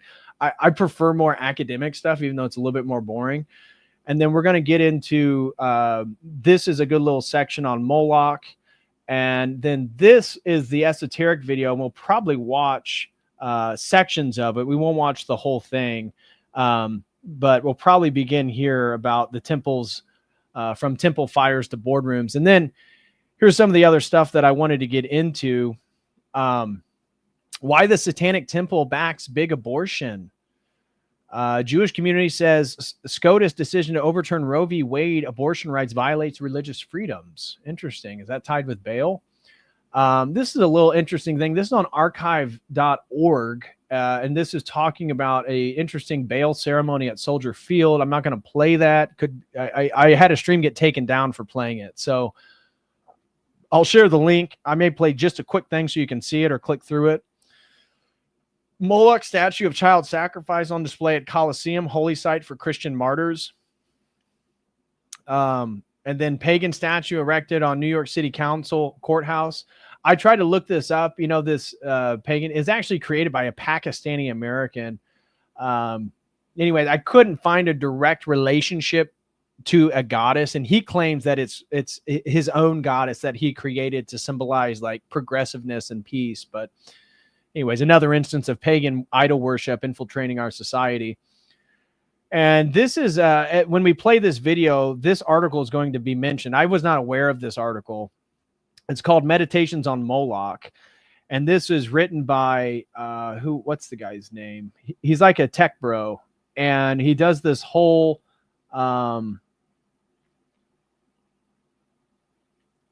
anyways, his name will be mentioned. I wasn't familiar with him. But I guess this is him reflecting on the system that big tech is building as indicative of like ancient Moloch. And he builds on Allen Ginsberg's famous poem on Moloch. But before anybody reads Allen Ginsberg, I need to give you guys a quick little FYI. Allen Ginsberg was one of these of the beat generation, the beatniks, who are like anti-materialism, like progressivism, hedonism. He was a homosexual. He was famous for like indecent photos between him and his husband, put out a lot of controversial stuff. And even though his Moloch poem doesn't necessarily contradict kind of what I've been presenting in this stream, don't think that Allen Ginsberg is a voice of reason. And I just did, just to show you guys, just a quick little thing just to see what AI would pull up using the Brave browser. Was Allen Ginsberg a pedophile? Yeah, he was. Just FYI. So he is a pedo. And even a friend and feminist of him, writer Andrea Dworkin, who knew him personally, described Ginsberg as a pedo and stated that he was exceptionally aggressive about his right to F children and his constant pursuit of underage boys. And then she recounted an incident at a bar mitzvah, so you can guess Ginsberg, and a photograph with her. And she took a photograph with a vicious little camera and made inappropriate remarks about the young attendees, including stating that 12 and 13-year-old boys were old enough to F. And interesting enough, Ginsberg was a member of the North American Man-Boy Love Association. So he never was charged with anything, but my point is just, if you want to dive into his poem Moloch, which isn't necessarily bad, I kind of agree with it, that's the guy who wrote it. Okay, so just FYI. And then this is the article that I want to read to you guys. Israel has more Satanists, occultists, and Luciferian initiates per square foot than any nation on earth. And I want to read this whole thing. So we're going to get through this stuff, try to get through it quickly.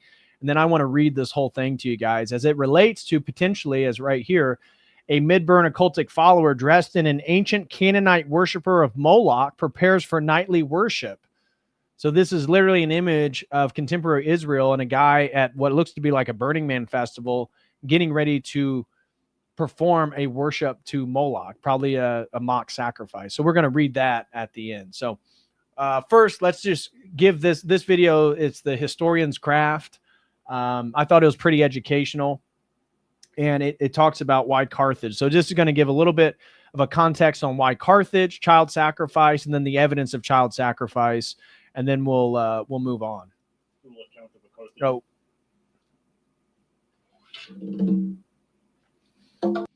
Looked like some people sent in some questions. Let me address those real quick. Albrecht throws in 5, says maybe they're allowing free speech again for data collection by Palantir. Yeah, probably. I'm probably screwed. You're right. That does make sense. Daniel Ritter throws in $2, says outstanding stream, DPH. Well, thank you very much, brother. I'm glad that it's useful and you enjoy it. Um, Pablo Owens, oh, Pablo Wenscobar throws into acknowledging the grift is the first step. Yeah, I'm slowly coming to terms with the grift. So thank you very much, Pablo, for recognizing the struggle. And the cheap chimp throws in 5, says, hit the goal. Let's go. Let's get some subs. Where are we at with the goal? So we're halfway there, guys. Halfway there. We got a lot more information. So help me reach the goal. We greatly appreciate that. And I will yell goal for as long as I can if we reach it. Austin DeTulio throws in 20, says, side note, Baalbek has some of the largest megalith structures on the planet. It is very interesting the feats we could accomplish back then. Yeah, that's what I was saying. If anybody's dove into like the Graham Hancock alternative history stuff, Baalbek has ginormous slates of stone. I mean, just huge rectangular slabs of stone that just been again, I have no idea. It's an ancient mystery, just like the pyramids, on how the hell those stones got there and lined in the way they were. So interesting that they're in Baalbek. Interesting that Baalbek is literally named after the place where people worship Baal. Baalbek was where the Phoenicians were. Phoenicians, Carthage, all that stuff is connected. So yeah, great point, Austin. And No Face Killer throws in 2, says, have you seen Esoterica's video on Molech? No, I have not seen Esoterica's video on Molech. I'll pull it up while we're watching this one and check it out. I'm not familiar with Esoterica's, a lot of his stuff. It's been mentioned a few times and I've checked out a few things, but no, I did not check his out. I was looking mostly at documentaries and stuff, but I'll look it up while we're watching this. So thank you very much, No Face Killer. All right, let's check this out. Carthaginian conquest of Sardinia in the 500s, and the infrastructure required for a maritime trading empire based in the Western Mediterranean, as Carthage was, does not show up archaeologically until about 350 BC. What we find archaeologically instead is steady expansion and control in North Africa over the 6th century, but it's something that indicates strong local hegemony rather than anything grander. So why would this have occurred? The argument put forth by scholars who focus on Carthage is that Carthaginian hegemony over North Africa gets its start due to the rise of the Athenian Empire. Essentially, the volume of trade increased, and Carthage was exporting more and more agricultural product, which would have meant that a greater amount of land was required for growing crops. It's around this time that the first known colony, Kerkuon, was established, and the conquest of Cape Bon and the surrounding areas quickly followed. But we don't have material evidence for much else until really the middle of the 4th century at the earliest, in terms of something that could really be understood as an empire. The overall point I'm trying to raise here is that not only is the textual evidence from a non-Carthaginian point of view, but the material evidence itself is pretty sparse, and it does not match up necessarily with what the documents say, unless you either shift dates, force the connection, or this video is kind of boring. Just because I want to read that article. I think the article is really. Let's just skip forward. So here is the Valley of Hinnom. Some of the stuff in that video will be already covered. Most of it I already covered in my document. So it was a decent resource, but let's just move on. So here is the Hinnom Valley, and this is a Jewish woman in Israel. This is an Israeli talking about this. The Valley of Hinnom, or Gay Hinnom, flanks the south end of the old city of Jerusalem. Its namesake became the precursor of Gehenna, or Hell, and for a reason. It was here, in this uncharacteristically grassy and idyllic valley, that the children of Judah committed an abominable practice. During the reign of King Manasseh, the prophet Jeremiah records that the people passed their children through the fire in sacrifice to the Canaanite deity Molech.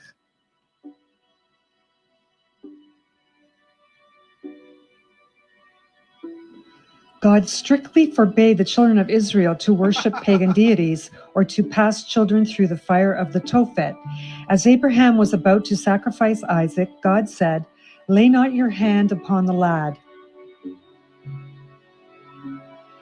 The ancient Phoenicians practiced this cult in Carthage.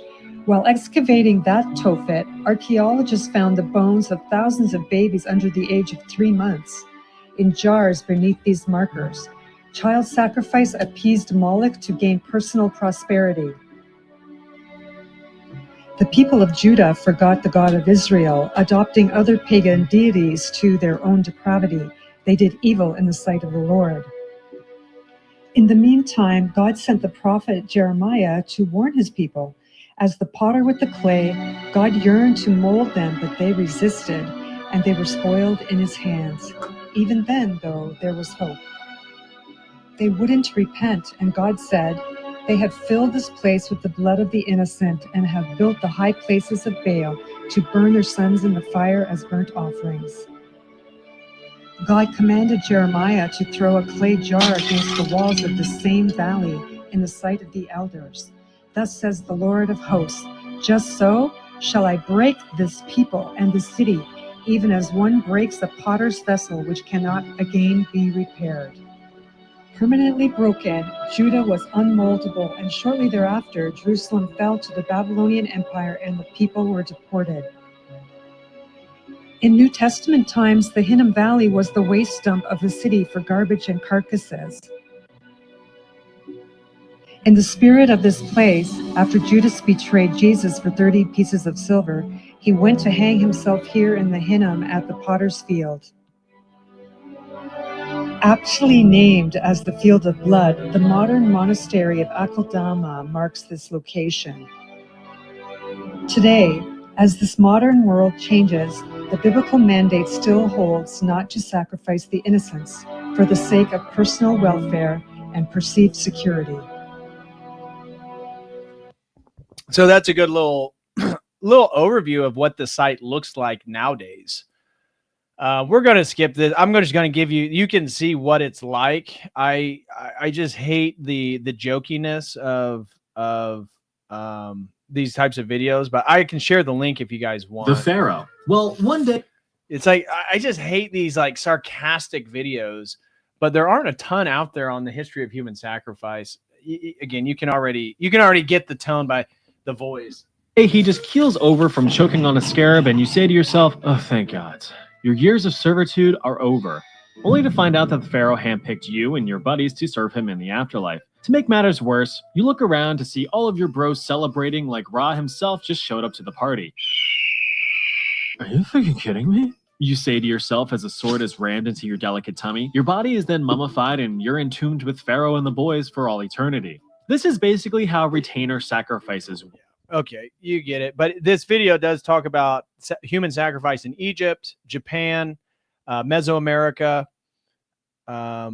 ancient Greece, and medieval India.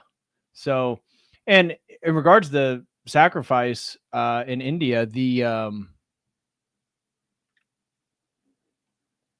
what is the oh my gosh, I am having such a bad day with my brain today.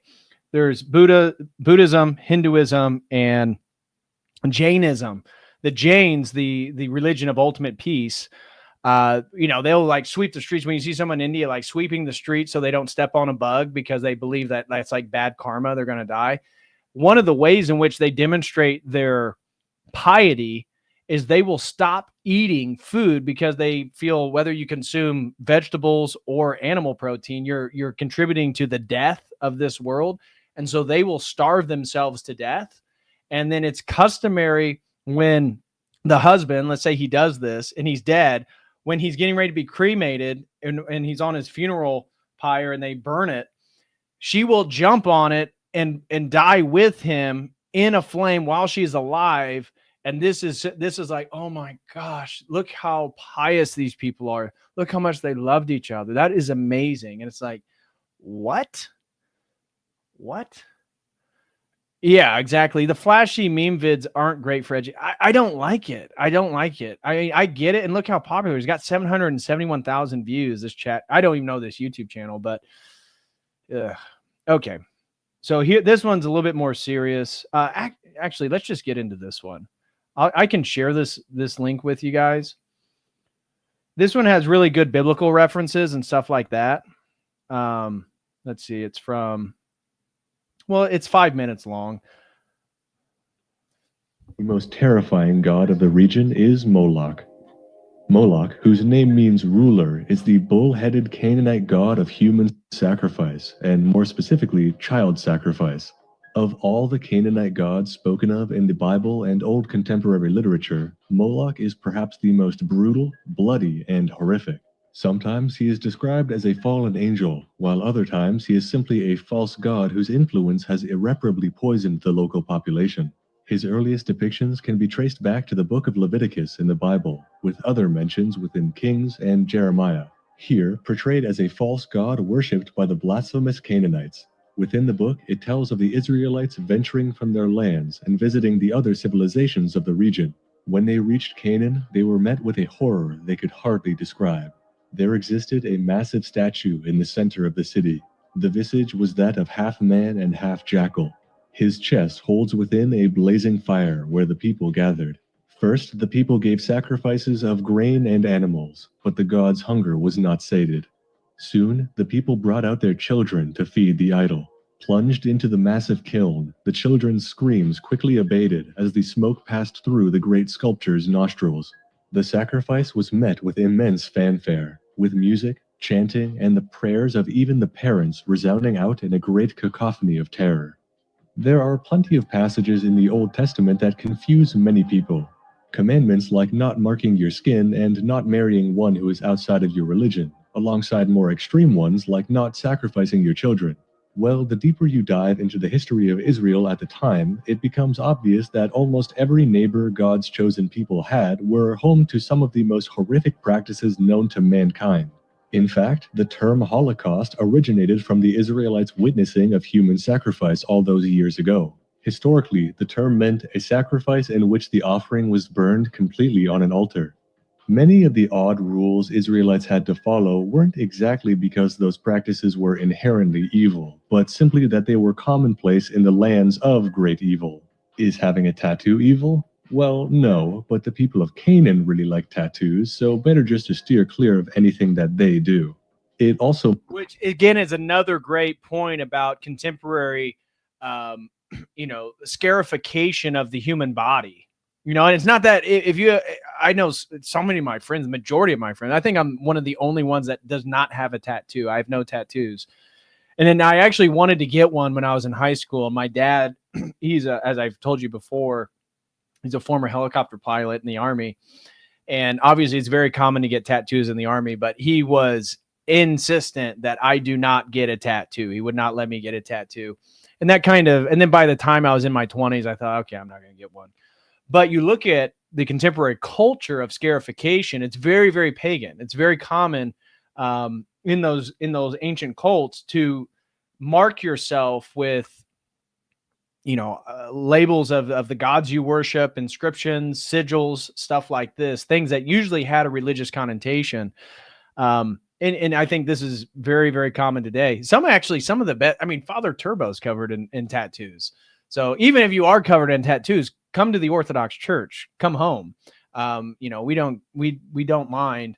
But generally speaking, I think once you're Orthodox, I don't think any priest would recommend you go get tattoos or anything like that. But I think tattoos are also, I think not having tattoos is kind of a countercultural signal nowadays, like dressing nice, being articulate, being well-informed, being Christian and devoted to your religious faith, and not having weird piercings, like just having like a traditional aesthetic, I think is almost counterculture nowadays.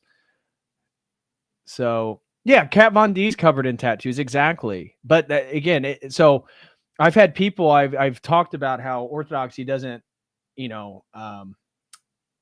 celebrate tattoos. Be like, well, dude, I have a tattoo. You don't want me to come to church? It's like, no, bro, absolutely come to church. What are you talking about? I'm not condemning anybody who has tattoos. I'm just saying the culture of tattoos comes out of paganism, and it's very, very common. The Nordic Vikings, get tattoos and different inscriptions. And when they would go to battle or they would win battles, they'd mark themselves so that your body was like a historical artifact of the things you went through. no, I'm not condemning anybody. You know, everybody's welcome in the Orthodox Church. Don't care if you have tattoos or not. We're just saying, I have no tattoos. I cannot be cringe, says Justin Henley. No, I mean, and honestly, some tattoo I've seen, you know, when you go to the gym, for example, if you go to, I think I'm one of the only guys, and I go to a Christian bodybuilding gym, me and my wife. I think we're one of the few people that like take fitness seriously that don't have tattoos. Almost everybody who has like a real physique or really works out and takes, you know, care or builds their physique, like almost every man in there has tattoos, often sleeves, stuff like that. A lot of guys are former military, which is very common in the military. So anyway, I'm just trying to bring up the Phoenician, Canaanite inscription of tattoos and how that relates to contemporary culture. Makes sense why they wouldn't exactly want their people getting married to a group that was completely comfortable with burning their own children alive. Perhaps the most extreme example of disavowal in the Bible comes from Leviticus, using the word Moloch and human sacrifice interchangeably.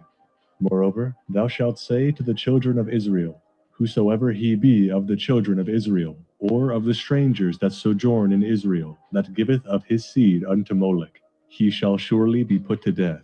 The people of the land shall stone him with stones. I also will set my face against that man, and will cut him off from among his people, because he hath given of his seed unto Molech, to defile my sanctuary, and to profane my holy name. And if the people of the land do at all hide their eyes from that man, when he giveth of his seed unto Molech, and put him not to death, then I will set my face against that man, and against his family, and I will cut him off, and all that go astray after him, to go astray after Molech, from among their people. Pretty cut and dry, if anyone even thinks.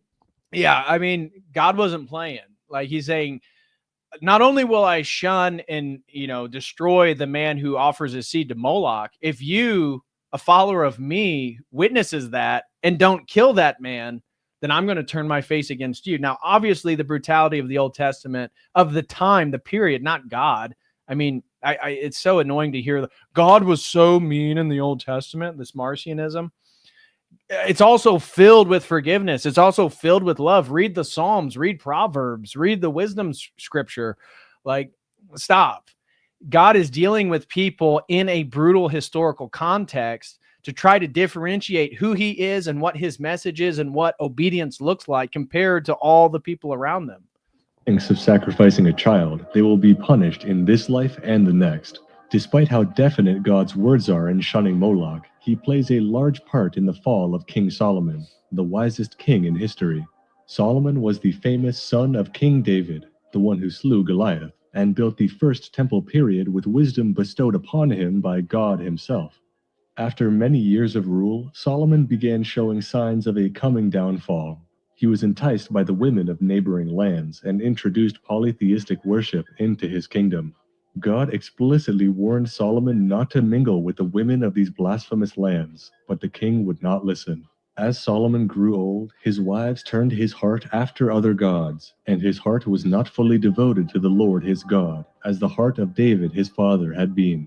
After his death, again, so just like King Ahab and the Jezebel, we see the same thing with Solomon, simping for women, allowing them to dictate your own religion, your own devotion, your own tradition, and then weakening oneself and all of a sudden allowing polytheistic religion to occur in the Israelite kingdom. Same thing. The subsequent downfall of Solomon's kingdom was devastating, as no other king was recognized by the people, and never again would the people of Israel see prosperity as they once did. Outside of biblical texts, perhaps no other work does the fearsome Moloch better than John Milton's Paradise Lost, in which it states, "First, Moloch, horrid king besmeared with blood of human sacrifice and parents' tears. Though for the noise of drums and timbrels loud their children cries unheard, that passed through fire to his grim idol. Him the Ammonite worship in Rabbah and her watery plain, in Argob and in Basin, to the stream of utmost Arnon. Nor content with such audacious neighborhood, the wisest heart of Solomon he led by fraud to build his temple right against the temple of God." Sometimes I think we should count our blessing that human sacrifice was so shunned in the past. Things could have really turned out worse for us. Next is Ashura, the resident goddess of fertility. Ashura, whose name means she who enriched. Okay, we're gonna skip the rest of that one. All right, now I want to get to, this was the video that I said was probably the best one relating Moloch to the contemporary world, and really kind of playing upon the symbolic theme that I've laid out for today's stream. Now, this is by a sort of esoteric spiritual channel. It's called Esoteric Guardian. So this is not coming from a Christian perspective. And watching this, one of the things I kept thinking is, why is somebody who's so into esoteric and occultism so, I mean, because he presents Moloch the way a Christian would. Like, this is a demonic spirit, and it's manifesting itself in the systems of today's world. And so, yeah, I absolutely agree with all of that. But I kept thinking, yeah, but you're an occultist, dude. Why would you care? So anyways, this was one of the better videos on the symbolism and stuff. So check this out. You'd think we left all that behind. That burning children in the arms of a god was a horror buried in ancient ruins, not something that echoes in the heartbeat of our modern world. But we didn't bury the ritual, we evolved it. Today, we no longer build statues to Moloch. We build systems. And systems too demand sacrifices. Modern society may not light literal fires, but it burns people just the same. Look at how our world is structured. Wars that chew through generations, economies that collapse entire classes, industries that knowingly destroy lives for profit. And somehow we call it progress. But behind the sanitized language, national interest, quarterly targets, acceptable losses, there's an old rhythm playing. The same rhythm that pounded in the temples of Moloch.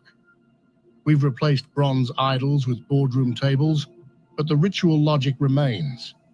Ritual sacrifice has become metaphorical, but not less real. Today, we sacrifice time, health, ethics, even childhood itself, not to gods, but to institutions. A family working 80-hour weeks to survive is a sacrifice. A child laboring in a sweatshop to keep the supply chain moving is a sacrifice. A young soldier sent to a senseless war, his innocence burned away in the name of strategy, that too is sacrifice. The fire is symbolic now, but the cost is still human. These systems don't just allow for suffering, they require it. They feed on it. Because without sacrifice, there's no control mechanism, no hierarchy, no greater good to justify the machinery. Like Moloch, these systems thrive only when people agree, consciously or not, that pain can be productive, that someone has to suffer to keep the world running. Nowhere is this clearer than in public spectacle. From political inaugurations to corporate launches, from award shows to secretive elite gatherings, the choreography is eerily familiar. Symbols, staging, the crowd, the mask of unity. What is the Super Bowl halftime show, if not ritual theater? What are Davos and Bilderberg, if not altars of influence? The language may be modern, but the subconscious is ancient. And sometimes, the resemblance is less metaphorical than we'd like to believe. Take the infamous gathering at Bohemian Grove, a giant stone owl presiding over a mock sacrifice called the Cremation of Care. The attendees, US presidents, CEOs, military strategists, the most powerful men on earth. They call it art, tradition, satire. But it's worth asking, why invoke ancient rites at all? Why echo the structure of blood rituals unless there's something in the pattern that still speaks to power? Maybe it's not accidental. Maybe it's homage. Or maybe, at that level of influence, they're not just reenacting history, they're continuing it. This is how ritual evolves. It doesn't die, it adapts. It moves from temple fires to contracts, from high priests to fund managers, from gods who demand sacrifice to systems that simply expect it. And just like before, no one questions it, because it's hidden in plain sight. Because the drums are louder now. Moloch did not die in the flames of the ancient world. He migrated into language, into thought, into the scaffolding of civilization itself. And in the 20th century, it was not a priest or a ruler who named him again, but a poet. Allen Ginsberg was not a theologian. He wasn't a prophet, at least not in the traditional sense. Again, remember who Allen Ginsberg is, because I didn't know of his poem on Moloch, and then this tech guy writing a sort of expose and unpacking it and how he thinks it relates to these system traps in the world. And you can see these. I'll go over some of the traps that he's talking about once he presents it. But again, Allen Ginsberg is no prophet at all. The dude was a pedo, homosexual, massive degenerate. So just FYI. And somebody asked in the chat, what does the owl imagery, where does the owl imagery come from with Moloch? I tried to look into that. And one of the things that I found was it's not an explicit one-to-one to Moloch, because Moloch typically had horns and it was typically a bullhead. However, I think there's a connection, because even according to some of the people from the Bohemian Grove talk about how the owl is a symbol of wisdom because it can see in darkness. It's a nocturnal animal, this type of stuff. And so I think symbolically it plays into Moloch worship, because as the video is talking about how it's hidden in plain sight, that the owl is hidden in plain sight. It has great camouflage. And of course, it's up and active at night in and among the darkness, and among the darkness that the rulers of the world are actually creating. Brady Harvey throws in 5, says, loving the content as always, brother. Get enrolled in Dr. DPH's Locos Academy, y'all. Do it or you're faking gay. Yeah, thanks, Brady. I appreciate that, brother. I'm telling you, it's a great community over there. God bless you and your family. Eric Vigilant throws in 20. Thank you so much, Eric. He says, when I hear the name Moloch, I think about the ghost train fire disaster where 7 people died, 6 being kids, and 1 boy who perished. The last photo of him was with a man in a bull mask that looked like Moloch. Whoa. I was not aware of that. That's a very interesting connection there. Thank you, Eric, for that.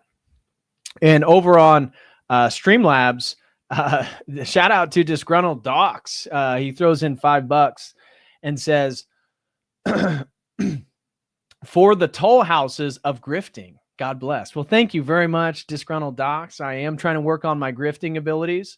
They're not up to par as some of my friends, but I'm going to have to reach out to them and ask, what is the art of grifting? It's something, it's elusive. It's something I haven't yet found, but thank you so much, Disgruntled Docs, for the grift support. And over on Dono Chat, $10 was sent in by Youngless Revival, and says, finally chipping in and not being a freeloader. Well, thank you so much, Youngless Revival. Really appreciate the support. And Jordan Johnson, member of the Logos Academy, throws in a generous $20. Thank you so much, Jordan. He says, another great presentation. Keep up the great work. God bless. Well, thank you very much, Jordan, for the support. God bless you, man. And again, another member in the Logos Academy. If you're a guy and you want to have conversations on this stuff with like-minded men, join the Academy. Yeah, super chat your questions and support the grift. Yeah, exactly. They take the stream hostage. I would do that. But again, like for the sponsored stream, Tara and her son paid for me to dive into and do all the research for this stream. So I feel like I'm holding the stream hostage. And then when I do put in tons of work to do my own streams, I hate stopping the flow of the information, but I got to get better at that. Bruce Roberts throws in 10, says, for the goal. Thank you very, very much, Bruce. God bless you. Really appreciate you guys. Mario gives a COTEL crew membership. Thank you so much, Mario86. And Eric Vigilant just received that. So shout out to Eric for getting that. Thank you very much, Mario. God bless you. Looks like we just need 7 more to reach the goal. Thank you all so much for the support. Okay, so before he goes into this poem about Moloch by Allen Ginsberg, remember who he is: beatnik generation, homosexual, pedo, again, progressive Jewish guy who was very subversive in regards to a sort of Christian morality in America. But he's going to kind of talk about his poem. Then he's going to talk about this big tech guy's reflection on it. He was the son of a school teacher and a mentally ill mother. He lived in a world that punished difference, institutionalized sensitivity, and suffocated spirituality. In how... Again, Ginsberg was like a huge supporter of, like when Timothy Leary and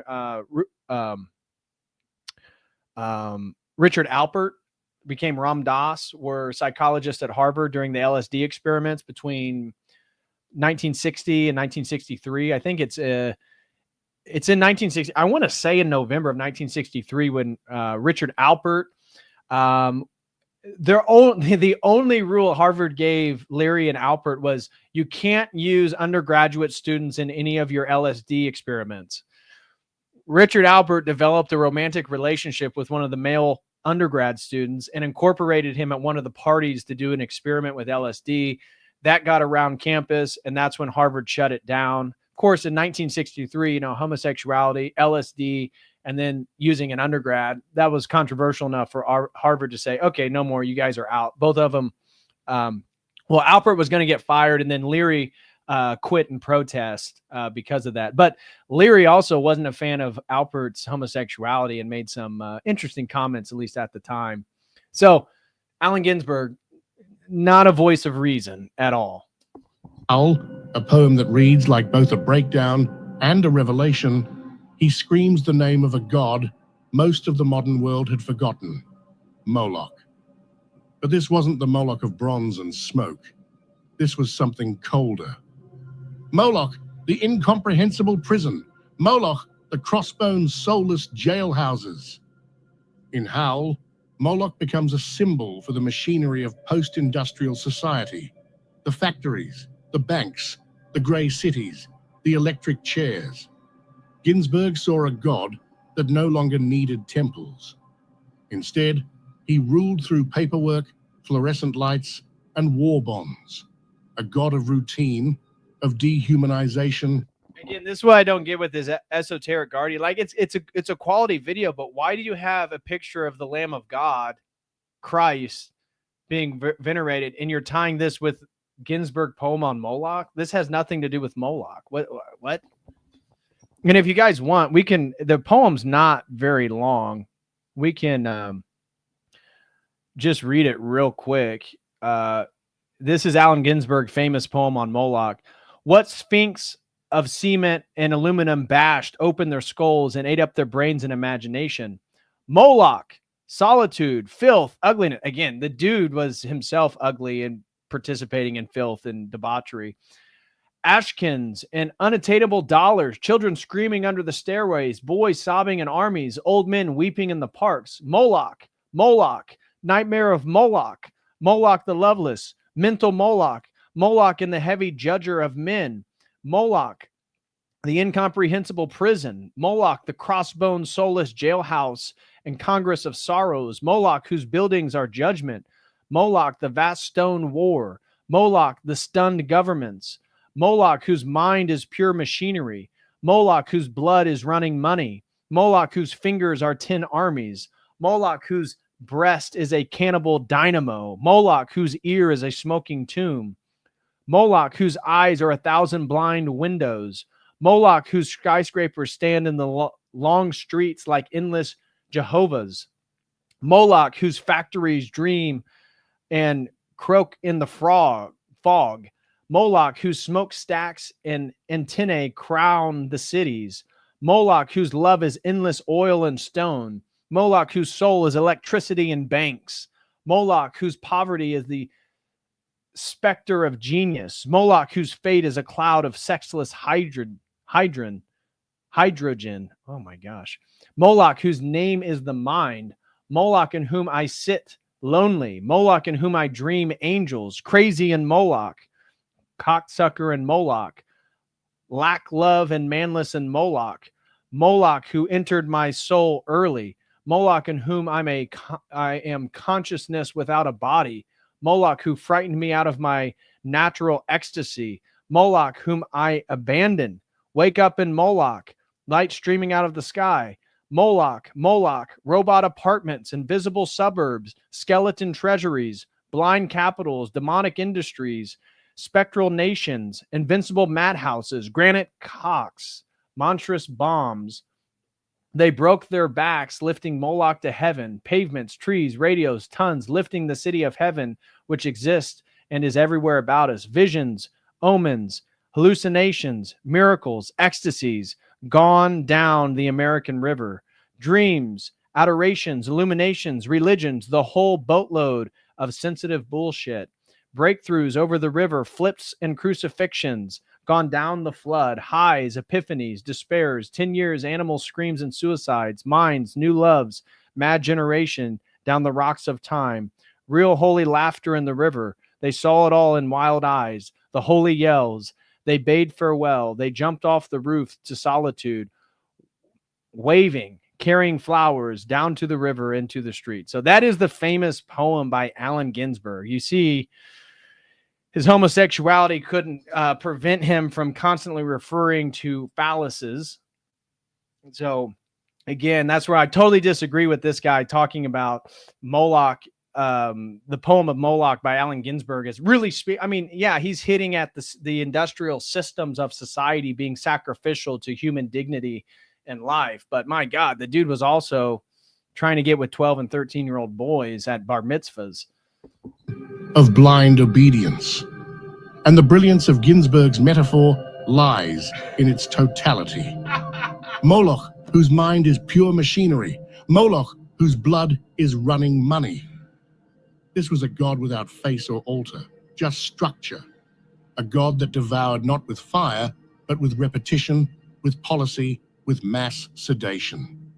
Moloch didn't want your child.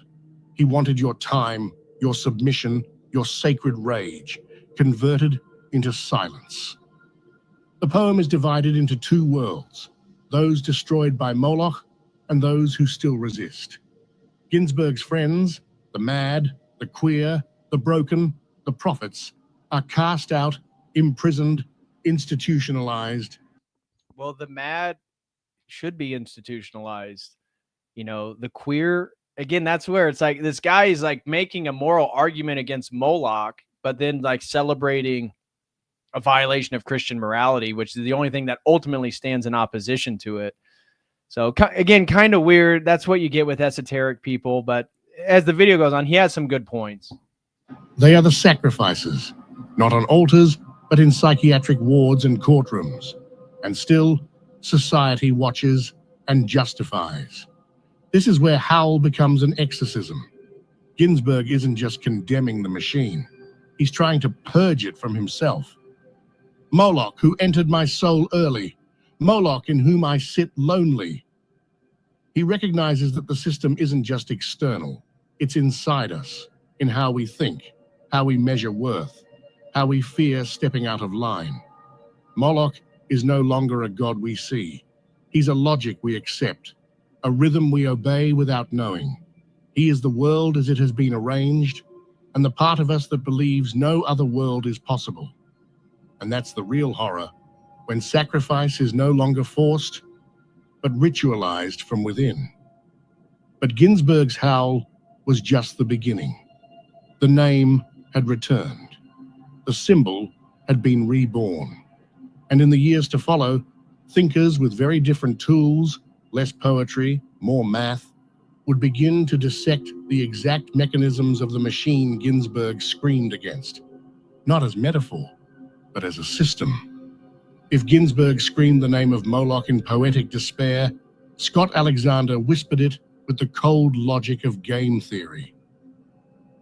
In 2014, on his blog, Slate Star Codex, Alexander published Meditations on Moloch, an essay that would become foundational in rationalist and tech futurist circles. So that's the article that I read. He begins by quoting, again, Moloch's, the poem Moloch by Allen Ginsberg. This is the blog post. I searched the internet found it. This is the 2014 blog post by Scott Alexander.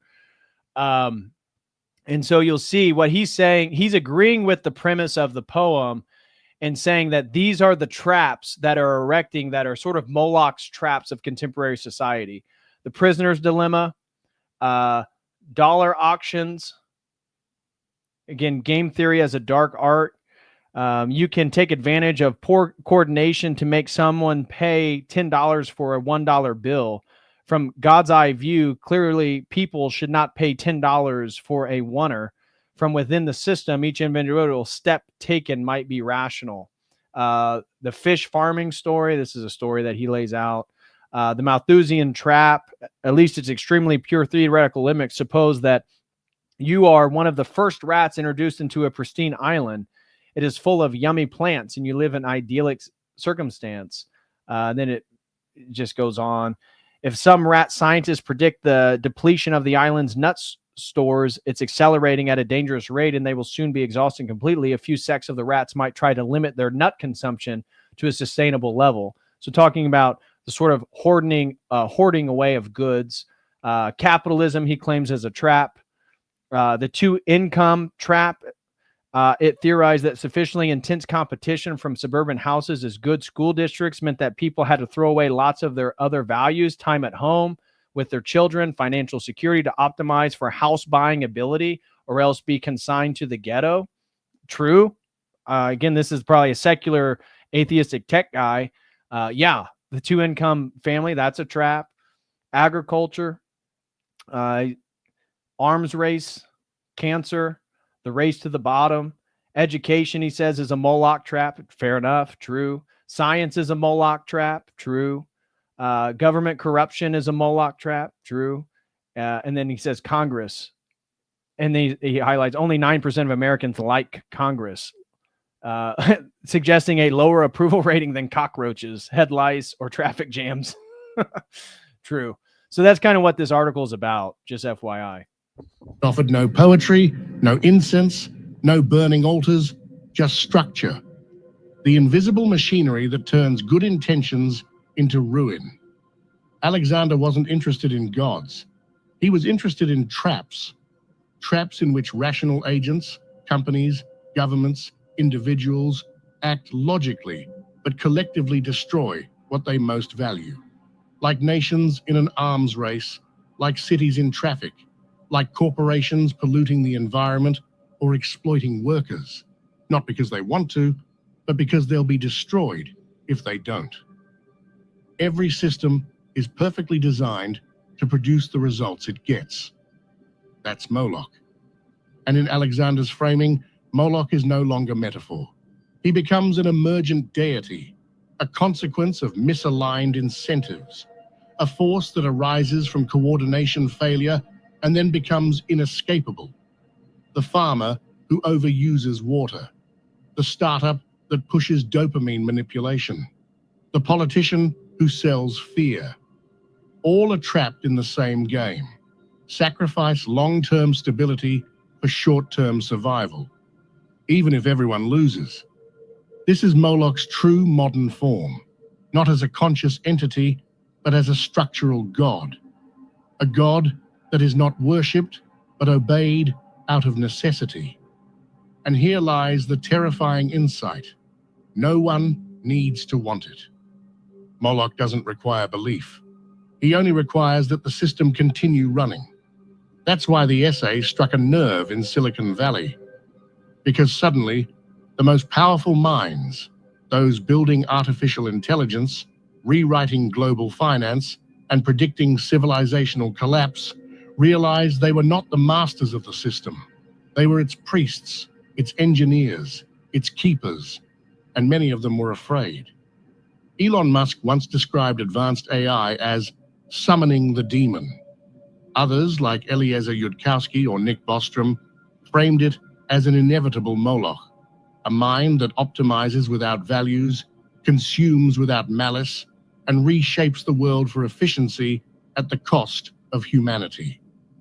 The fear is not that the AI will turn evil. It's that it will become perfectly rational and therefore inhuman. Moloch, in this vision, is not a bug in the system. He is the system taken to its final conclusion. This fear extends beyond AI. It includes capitalism without limits, governments without oversight, and markets that no longer answer to human need. When metrics replace meaning, when scale replaces soul, when the machine doesn't ask who it's feeding on, that's when Moloch wins. So what do you do when the god you're facing isn't a statue or a myth, but a consequence of your own rules? Some propose new incentives, cooperative frameworks, AI alignment, utopian modeling. Others descend into nihilism, believing that once Moloch is loose, all we can do is delay the inevitable. But Ginsberg had already seen this. It's with your mother's eyes that Moloch judges you. Because whether through poetry or code, the final realization is the same. Moloch doesn't need to conquer us. He only needs us to keep playing the game. Power feeds on what it cannot reveal. But sometimes, paradoxically, it reveals itself in order to stay hidden. That's the unsettling paradox at the heart of a growing theory. That the world's most powerful elites, whether consciously or theatrically, revere Moloch. Not as a god of faith or prayer, but as a symbolic structure, a kind of dark mirror they hold up to the systems they control. Because Moloch doesn't need belief. He only needs obedience. Moloch, as an archetype, represents a particular kind of order, one where the destruction of innocence isn't a moral failure, but a functional necessity. A world where something sacred must be burned in order for the system to run. And in modern times, that something isn't children in fire, it's childhood itself. Conscience, time, integrity, peace. What makes this so disturbing is that it's not hidden. Look closely, and the signs are often performed, ritualized as spectacle. Take Bohemian Grove. There, a towering stone owl presides over a mock sacrifice known as the cremation of care, a ritual in which the spirit of compassion is symbolically burned. This is not fringe conspiracy, it's documented. Presidents, CEOs, military leaders, all participating in a theatrical display of the annihilation of empathy beneath an idol associated with ancient judgment, darkness, and silent oversight. This isn't religious worship, it's psychological framing. It's ritual as justification. A way for those who run systems that consume lives through war, exploitation, or economic machinery to cleanse themselves, not with remorse, but with performance. The stage replaces guilt. The symbol replaces shame. So why Moloch? Because no other figure represents the machinery of sacrifice with such precision. In ancient times, Moloch wasn't worshipped privately. He was state-sanctioned. The rituals weren't secret. They were civic. It wasn't a cult. It was policy. The destruction of the most innocent wasn't a failure of the system. It was the very proof that the system worked. And this is where the modern parallel becomes terrifyingly clear. Today's sacrifice... See, this is what I don't get by this Esoteric Guardian channel is the graphic he's using is like some multi-armed monster with crucifixes hanging from his arms like he's manipulating the people with religion. Yet the whole premise of this video is that Moloch is violating basic moral universals that are upheld by Christianity. Again, it's just the esotericist mind baffles me. So, and he's going to refer to Christ as an archetype here coming up. So just ignore all this stuff. This is some, again, esoteric spirituality that this guy's enamored with. But again, the premise of the video, I think, is accurate. This is a symbolic, structural, economic, but they are no less real. Entire generations burnt out in meaningless labor. Entire nations locked into wars that no one can stop. Youth devoured by algorithms designed to addict. Ecosystems destroyed for quarterly reports. All of it justified. rationalized, ritualized. For those in power, adopting Moloch as symbol becomes a kind of cold acknowledgement. Yes, this is the system. Yes, it demands sacrifice, and we are the ones who manage the fire. It's not that they believe in Moloch, it's that Moloch explains how the world works when conscience is irrelevant and efficiency is king. And that's what makes this so chilling. Because once sacrifice becomes systematized, it no longer feels like evil, it feels like order. Moloch survives not because we pray to him, but because we build our world around his logic. And that's why I referred in the opening monologue that this spirit is anti-logos. Yeah, it's like for him, a logic of Moloch, but it's an anti-logic of the logos himself, the source of logic, Jesus Christ.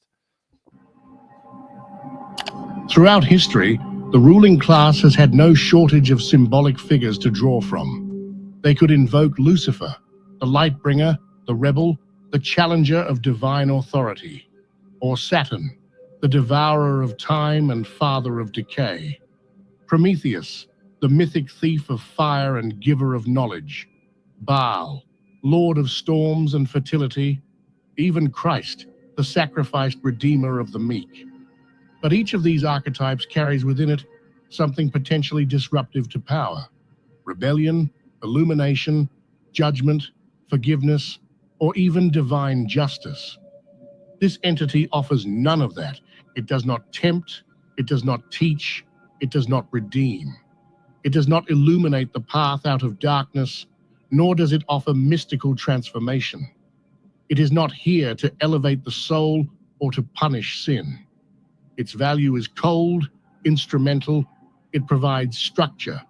And this is why, again, this is the problem with all these archetypes. From a Christian perspective, whether it's Prometheus, Lucifer, Satan, Moloch, that is all the same entity. It's the same spiritual warfare behind the mask. These are just temporal masks. So again, this guy is an esotericist, so he's looking at it as archetypes and symbols. But for us, all those are the same thing. It justifies systems of cost. It explains why suffering must continue, not because it is evil, but because it is efficient.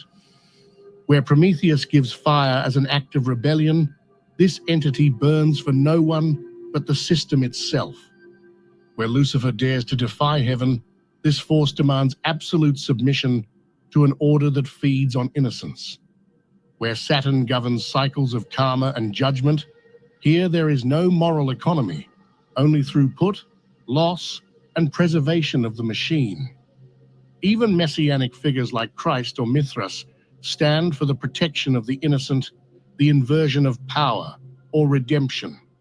This figure has no... Again, and that's such a simplistic framing of Mithras, because you can find the Mithraic cults that were participating in debaucherous activities and that were participating in animal sacrifices, orgiastic activities, inebriating rituals. So to even equate Mithras with Christ, which he's doing because for him they're archetype, that's just fallacious and dumb. No interest in saving the innocent. It demands them. That is the key. This archetype is not concerned with moral inversion, but operational continuity. It exists not in mythic narratives, but in algorithms, in economic models, in systems of power that do not need love, only sacrifice. And that's why it is so useful to elites, not because it embodies evil, but because it allows evil to operate unchallenged behind the mask of necessity. In modern governance, warfare, finance, and industrial control, decisions are not framed as moral dilemmas. They are logistical ones. Collateral damage is acceptable. Externalities are manageable. Empathy is a variable. And in that framework, this God becomes the face of realism, the voice. Just think of Zionism and what's going on with the Palestinians. To me, that's the most appropriate analogy to real world events. That says, of course, this is painful. That's how it works. That's what it costs. Other archetypes demand transformation. This one demands continuity. It is not here to shake the foundations. It is the foundation. It tells those in power that their most ruthless decisions are not cruel, but rational. That the destruction of the weak is not a tragedy, but a mechanism. That innocence, when consumed, becomes fuel. It is not a seductive God, it is an efficient one. And unlike all the others, it doesn't require belief. It only requires that the sacrifice continues. That is why this symbol is not chosen the way others are. It's not fashionable. It's not edgy. It doesn't inspire personal devotion. You can see here, this is a depiction of what appears to be a mixture of like Templar symbolism and masonry. And you see the Baphomet figure, which again goes to my theory that the Knights Templars are really the origins of the Baphomet worship. Devotion. It is inherited. It re-emerges wherever the system becomes more important than the people in it. It thrives in environments where numbers matter more than lives, and where silence, structured, statistical silence, replaces the scream. This entity survives because it fits, because no other archetype so perfectly reflects the ethos of a world where innocence is the most valuable thing, and therefore the first thing to go. So anyways, you guys, I mean, that's pretty much the video. There's a little section here on the symbolism, and it gets in all these archetypes and stuff. But I think the general premise here is true, right? That this non-empathetic, rationalistic efficiency model that modernism is built out of really is a sort of movement back towards, and I've been saying this really since the Great Schism. Western civilization has been a slow process of a moving away from Christ. And you guys put in some great comments. I want to read some, but somebody said, well, Bruce Roberts, perhaps the real reason to keep Christianity out of politics, school, and government is so Moloch can reign in those areas. And I would absolutely agree. I would say that within this symbolic structure that we're talking about, taking Christ out of the public sphere and really taking Christ away from people by the majority of the population losing a true Christian ethos, that is the sacrifice. As the video just pointed out, that innocence is the most valuable thing, and therefore it's the first to go. I would agree with that. But Christ is the protector of innocence. So before you take the innocence away, you got to take Christ away. And you got to take Christianity away. And I would agree with you, Bruce, that is the first sacrifice of this Moloch, Bohemian Grove, Bilderberg, globalist, antichrist empire that's being built around us. That's why Christ is such an enemy. Unless you believe in Christian Zionism, then you can talk about Jesus and all this because it contributes to the system. Unless you have a heretical form of Christianity where you then have religious devotion towards the Moloch system, well, that's okay. But if you actually uphold the Christian faith, well, yeah, that's the only bulwark against this. That's the only thing that's speaking truth to it. Red Fox throws in a generous $50. Thank you so much, Red Fox. He says, I think about how often demons are influencing distractions away from focusing on Jesus Christ. A lot of these cults are men wanting to feel powerful, not realizing they are pawns in spiritual warfare. Absolutely. And that was my point in the opening monologue, that just like this video hinted at, that Moloch, the contemporary Baal, the contemporary Baphomet, the contemporary Antichrist spirit doesn't demand, I mean, the Antichrist will at one point, but right now it doesn't demand allegiance. It doesn't demand belief and faith in it. It just demands that you participate in the system. And if you worship yourself, which is what most people do, especially in the postmodern turn of academia and culture, that's what most people, that's their thing. It's my truth. I'm finding myself. You know, this whole focus on the worship, which leads to the abortion. That's the argument for why these women get abortion. It's the argument for why women are selling themselves on OnlyFans and porn stars, is that they get the money. They're worshiping themselves. And so same thing with somebody who wants power. It's the worship of the self that as soon as you direct the veneration back to yourself, you're already participating in Moloch's system, to use him as a metaphor. So yeah, I totally agree with you, Red Fox, that these people that then begin to worship themselves don't realize that they're being acted upon through their imagination by the demons, so that they will be a conduit for this process, that they'll take the image of God and their creative energies to actually animate this destructive prison planet system. Thank you so much, Christopher Scott, for giving for super chatting $5. No comment. Thank you very much, brother. God bless you and your family. So with that, now I want to get to, actually, before, just real quick, do you guys want to see my new book cover?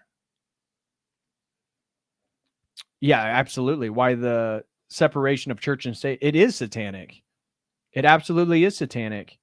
And look at every secular nation. How long do you think they're going to last? Not very long. Not very long.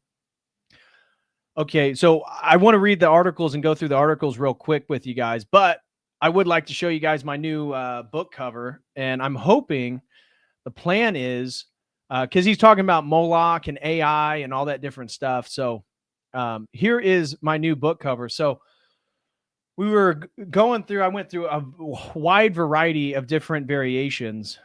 And initially I had something that was akin to, it was like, it was kind of like the Darwin's evolution of man, but it began with Adam and then it moved to Antichrist. And there was a dystopian scenario behind them and then an Orthodox church, but it was just too much. And I went through 4, 5, 6 different versions, couldn't find something that I really settled on. And then I worked with a college buddy this weekend and he helped me create this. So he took a vision. So I decided, okay, Return to Babylon from Adam to Antichrist. I was looking at professionals regarding book covers and they kept saying, use something more simplistic and iconic, something that easily can be understood. And so this is what I came up with. And then my buddy was able to actually make it.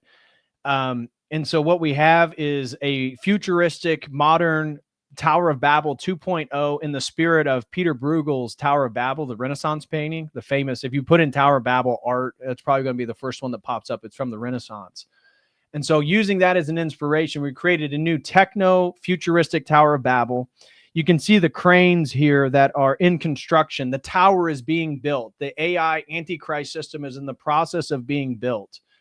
And you see all these blue lights inside the Tower of Babel.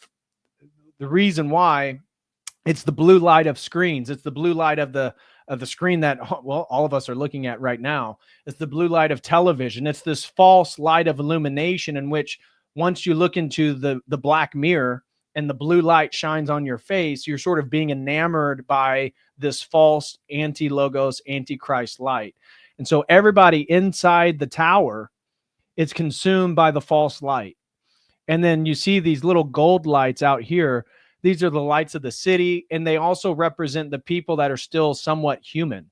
The people who, if you guys can see down here, you see all the gold lights. I mean, we just put those in there. And the reason why I wanted them is, well, one, they match the text, the gold text that I wanted to put on the book cover, but they symbolize a true light. A divine light is like a white or a yellow light, right? The light of the Taboric light. And so the gold light represents the people who are subjugated and living under the Tower of Babel, the Antichrist system. But these are the few people that are still awake. They're subjugated. They're outside the tower.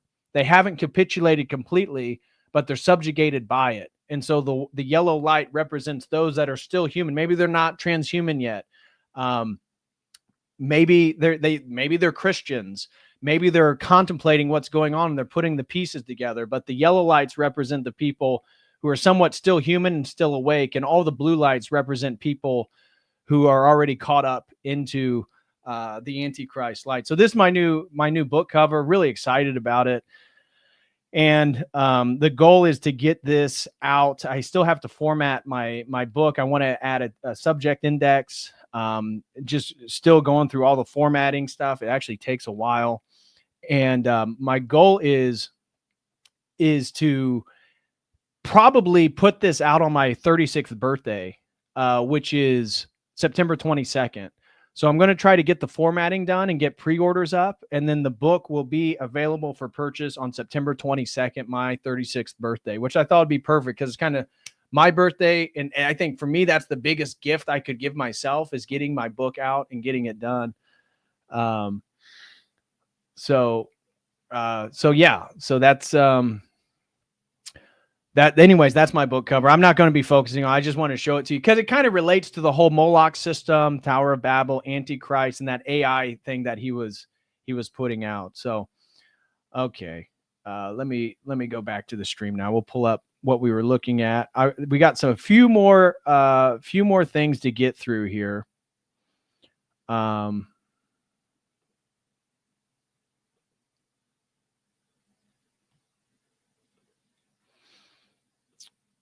Okay. So let me see where we're at. Oh, we reached the goal. Oh, for the goal. Okay. Now I owe you guys a goal. All right, here we go. Let me take a drink and take a deep breath, and then we'll do it. All right, here we go.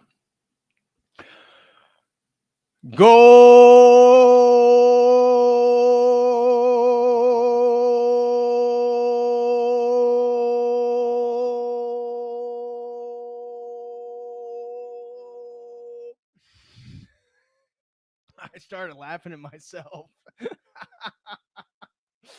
I couldn't even keep going. I thought it was so ridiculous. You got to beat Jim Bob. Well, what's Jim Bob's best? I have to start timing it. Jim Bob can't match it. What's Jim Bob's best? We'll have a goal off between me and Jim Bob. We'll see who can actually say goal the longest. Jim Bob has a whole song. Does he really? I love Jim Bob. Oh. Oh. All right. Thank you guys so much for actually helping me reach the goal. I truly appreciate you guys. Thank you so much for being here and support. You guys could be anywhere on the internet right now, and you're here listening about human sacrifice, Baal and Moloch. I mean, so heartwarming. Thank you guys. Stonesword throws in 10 on Dono Chat, says, what are some of your reasons for using nicotine pouches? Please satisfy my curiosity. So I never had a nicotine habit. I began nicotine probably last year, around September, October, maybe August, maybe a little bit over a year, probably a year, maybe a year and a half. And it had to do with really health concerns. Nothing that I'm experiencing right now, but I saw some research on COVID and coronaviruses, and how nicotine was actually, they weren't fully sure on the mechanism, but it was people were not contracting coronaviruses at the same rate with a regular nicotine habit. But what really caused me to then decide I want to do it is my grandmother had very severe dementia and Alzheimer's. And from the literature that I was reading, many people believe that it skips a generation. I know everything regarding Alzheimer's is debated. It hasn't been figured out. They say it's too much sugar. It's this. But she had severe Alzheimer's. And I remember when I was in 6th grade going to see her, and I remember the day she was getting Alzheimer's, eventually got to the point where she wouldn't even recognize me and my dad when we would go see her in the nursing home. And that was her son. That's his mom. And I remember one day before she died, it was probably maybe months before she ended up passing away. And she just had this brief moment where she was totally back. And we were sitting in her room in the nursing home. And we don't really know what it was. You know, music can have this effect. And she was just like totally back. It was like she didn't have Alzheimer's. It lasted for like 20, maybe 30 minutes. And then all of a sudden she just went back. She didn't know who we were, couldn't remember stuff. And just the fact that it skips generations, it kind of scares me, because for me, Alzheimer's would be like the ultimate end of my career. I could be in a wheelchair, God forbid that would happen. But as long as I had my brain, I could still read, I could still research, I could still create content. But if I were to get Alzheimer's or something like that, my ability to actually create content and do my business would be severely hampered. So I thought, okay. And then I was looking at all this research regarding nicotine and how it, at least some of the research is like in the 80 percentile. It's like a prevention against Alzheimer's. And they think it has to do with the way that it binds the neuroreceptors. And of course, it has nootropic benefits, immune benefits, benefits for your testosterone. So all of that. And then I looked into the addictiveness because I was not a nicotine user. And I believe it's about the same as caffeine. I've gone days, I've just to test myself. Okay, no nicotine pouches. Yeah, you want one. It's kind of like nicotine. It's kind of like caffeine. I'm sorry. But you can quit if you really want to. Obviously with smoking cigarettes, there's like an oral fixation. There's a rhythmic breathing to it. There's a lot of reasons why cigarette smoking is so addictive. And these nicotine pouches have none of those toxic chemicals, at least from what we know. It's just nicotine salts. So, it's the delivery system. Exactly. So that's why I got into the nicotine pouches, is for testosterone, nootropic benefits, potential immune and dementia benefits, preventing those. And so I started using them and I like them. That's basically the how's it not like caffeine? Tea or coffee? How's it not like caffeine? There's literally multiple research papers talking about the addictiveness of nicotine. These are peer-reviewed studies, not that matters, but they're peer-reviewed studies by different institutions that say nicotine is similar to caffeine in regards to its addictiveness. And caffeine's very addictive. That's very hard to quit. So I don't know why that's funny. I mean, you just go look up the articles yourself. There's tons on that. It's not like I'm making it up. So anyways, those are my explanations for anybody that was interested. Okay. Now let's go back. Yeah, somebody, No Face Killer says it's about as addicting as caffeine, which is, again, multiple studies say that. I love my coffee too. Exactly. So I'm a double whammy. I'm a caffeineaholic as well. I love caffeine. I mean, literally went to the gym today with the wife, and then down 200 milligrams of caffeine to finish research and do the stream today. So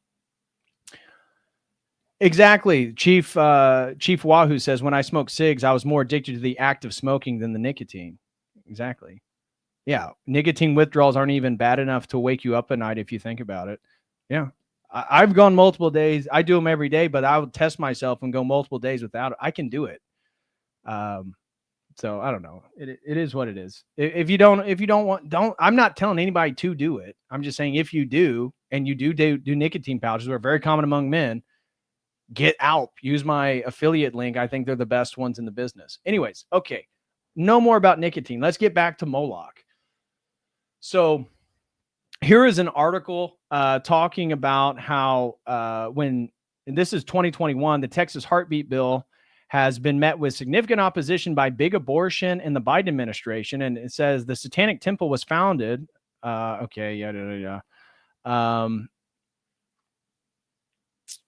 anyways, it talks about how instead of espousing any particular creed, the Satanic Temple points to 7 fundamental tenets that emphasize compassion, empathy. But then it talked about how, where is it at? Command sacrament.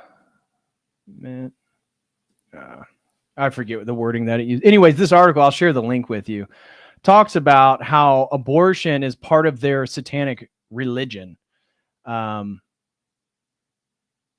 So just highlighting that that's a contemporary incident. I don't want to read this article. I don't want to spend much time on it. I want to read the other article. And then this was an interesting one. I'll share this link with you guys as well. This is a Jewish community says SCOTUS decision to overturn Roe v. Wade abortion rights violates religious freedoms.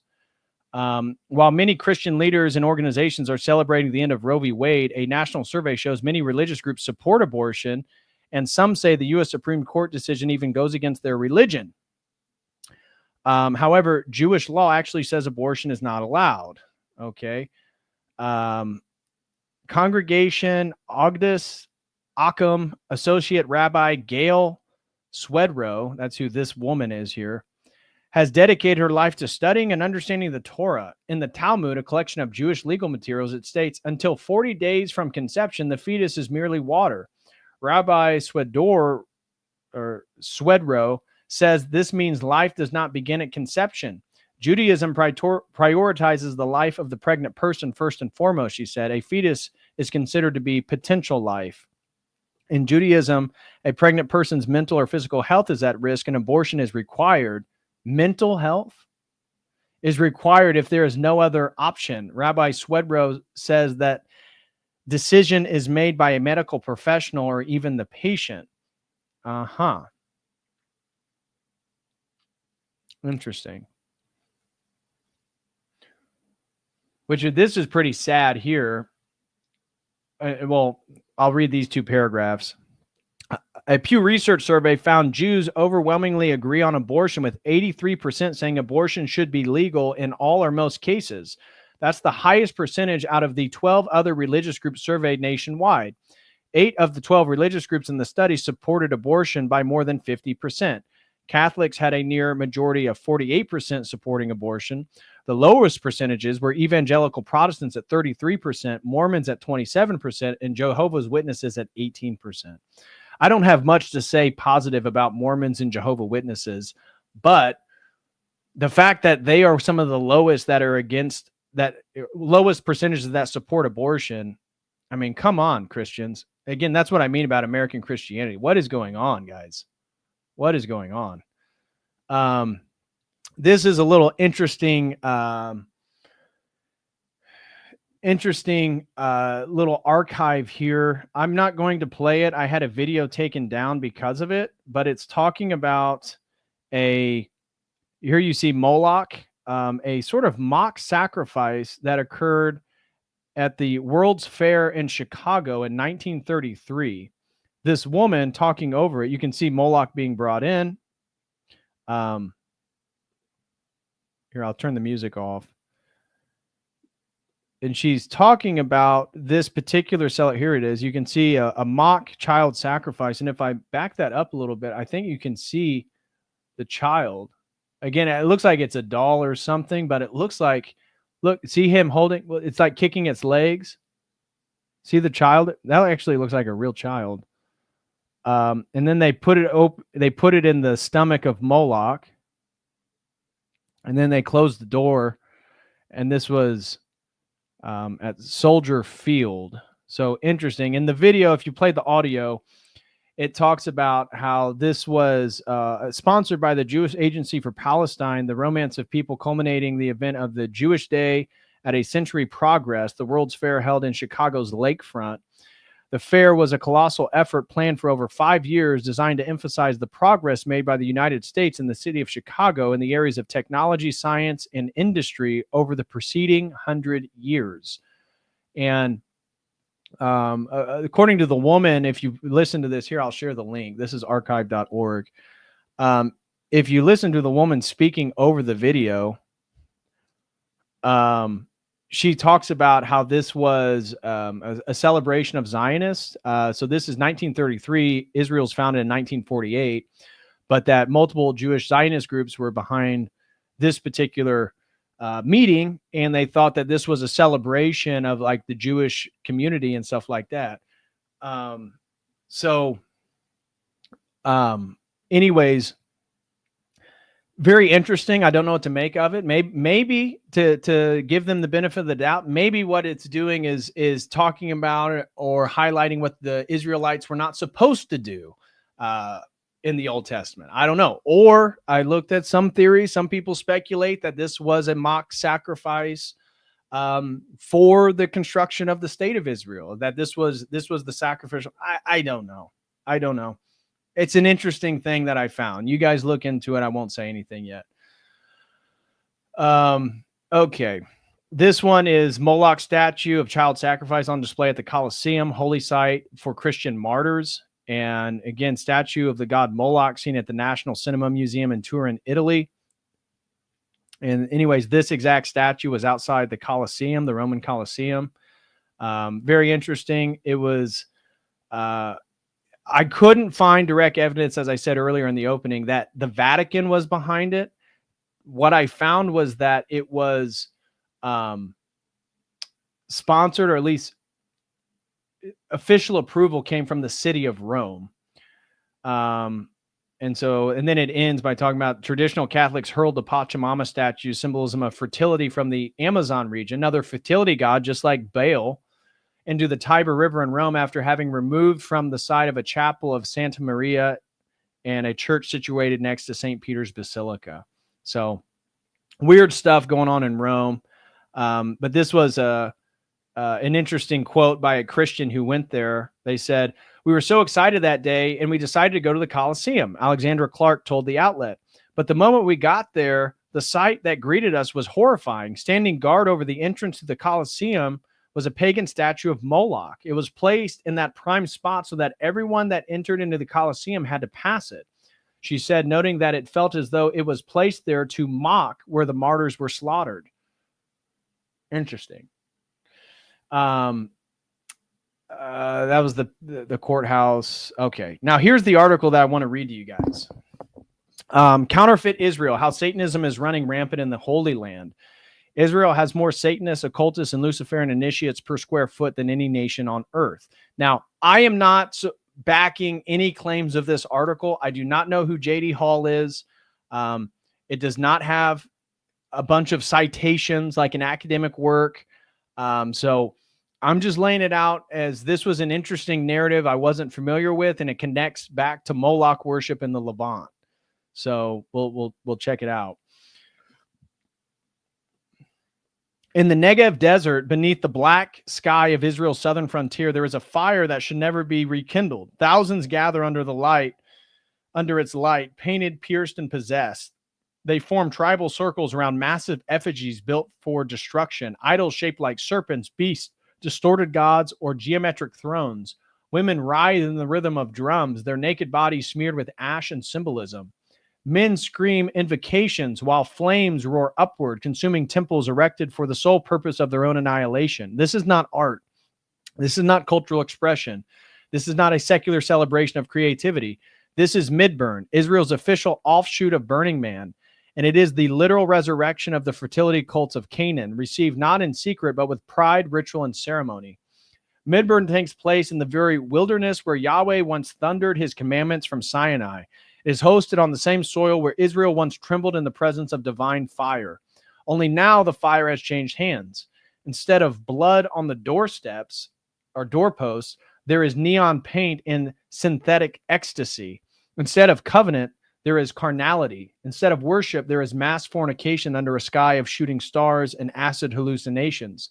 The quote, temples are built and burned as acts of liberation, but the liberation is from Yahweh, not from bondage. These are altars, not art, installations, and the festival's climax is not entertainment. It is ritual. The fires are not metaphors, they are offsprings. And then here is one of the Jewish, I assume an Israeli, a Midburn occultic follower dressed as an ancient Canaanite worshiper of Moloch prepares for nightly worship. Israel, the occult is everywhere. But to think Midburn is the end of it would be to misunderstand the scale. Midburn is not the exception. It is the public face of a deeper spiritual disease that has infected modern Israel with its politics to its parks, from its synagogues to its schools. If the fires of Midburn are the new high places, they are merely the visible tip of the Asherah pole beneath the surface, and increasingly above it. Israel is being ritually rededicated not to the God of Abraham, but to the very deities he once condemned by name, the God of the Amorites, the spirits of Babylon, and the demons of the wilderness. They have returned. Now, obviously, from an Orthodox perspective, we believe that the Greater Israel Project and they're bringing back their Messiah, which is our Antichrist, would all kind of be in step with this. And the evidence is not a spiritual metaphor. It is criminal and literal. In the 1990s, Israeli authorities uncovered a satanic cult operating in Rishon LeZion,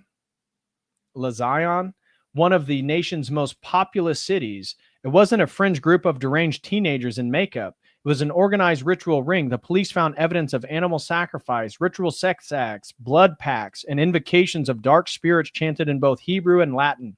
Teenagers were recruited and branded. Cemeteries were desecrated. Local rabbis warned that Satanism was spreading, particularly among the youth. But even as law enforcement tried to contain the headlines, the fire kept spreading. Throughout the 2000s and 2010s, reports of occult vandalism and ritual activity increased. Forests near Haifa, Safed, and Judean hills became hotspots for satanic activity. Hikers stumbled across altars made of bones, inverted Hebrew scripture spray painted on rocks, and animal corpses mutilated in patterns known to be linked with ceremonial magic. In one particularly disturbing case, a goat was found disemboweled near kibbutz, its organs arranged into a pentagram. These aren't internet rumors. These are police reports, some of which made national papers, including Haaretz, whose own journalists admitted that there were at least 24 occult groups operating in Israel with both ties to Western Satanism and Jewish mysticism. The symbols they use are not foreign imports. They're everywhere in Israeli culture, sold in gift shops, painted on murals, and worn around the necks of tourists who think they've bought something biblical. The Hamsa, for instance, and you can see it here, the hand with the all-seeing eye. The Hamsa, for instance, appears in nearly every Israeli home, often hung by the door as a supposed ward against the evil eye. To most Christians, it looks like an exotic Israeli hand, something ancient and perhaps blessed. In truth, it is an amulet of a goddess. The Hamsa originates from Phoenician and Carthaginian religion, where it is symbolized the hand of Tanit, a fertility deity associated with human sacrifice. Again, Tanit is the consort to Baal Haman, Baal, the god that the Phoenicians would sacrifice the children to in Carthage. Tanit being the goddess that I showed you also received child sacrifice. The eye in its center is not God's protection. It is a symbol of magical surveillance of a cosmos ruled by forces that must be appeased, not obeyed. In modern usage, the Hamsa has also been absorbed into Kabbalah and used as a charm, not a confession of faith. It is a superstitious talisman, not a theological symbol. It is the hand of a witch, not the hand of Miriam. And I want to point out, because he doesn't make a great, the Hamsa is found in East Asia as well. So if you go to India, you'll find the Hamsa hand. Buddhism has it. It's not unique to the Phoenicians or just the Levant and some of these ancient cults. And honestly, one of the things that was kind of sad about Greece is that you find it in Greece a lot too. You'll find people that wear this, and certainly it's not Christian. I mean, we have the Eye of Providence. Father Turbo, uses the Eye of Providence in his iconography, but again, word concept fallacy. The same symbol can mean something different in a different context. The Hamsa is overtly a cultic amulet of Phoenician origin dating back to ancient satanic practices. It hangs in almost every Israeli home and is sold nearly everywhere in Israeli shops. Then there is also called the Star of David, which adorns Israeli national flags, synagogues, IDF uniforms, and even the national menorah. But what Christian calls the Star of David is not Davidic at all. It has no presence in the biblical record, not in Kings, not in Chronicles, not in Psalms. It emerges centuries later in Kabbalistic writings and Islamic sorcery as the Seal of Solomon, a hexagram used to command spirits, bind jinn, and perform magical operations. In grimoire such as the Key of Solomon and the Lesser Key of Solomon, the hexagram is drawn into circles filled with the names of angels and demons and used in ceremonial invocation. When the prophet Amos was rebuked Israel for uplifting the star of their god Remphan, it was not a metaphor. The star, the six-pointed, geometric and idolized, was an abomination. Today, the same star waves over the state of Israel, carried by tanks, stitched into uniforms, and engraved into national monuments. And if you think this symbolism is ancient history or misapplied coincidence, look at the art being produced by modern Israeli musicians and cultural icons. Narkis, a celebrated Israeli singer, performs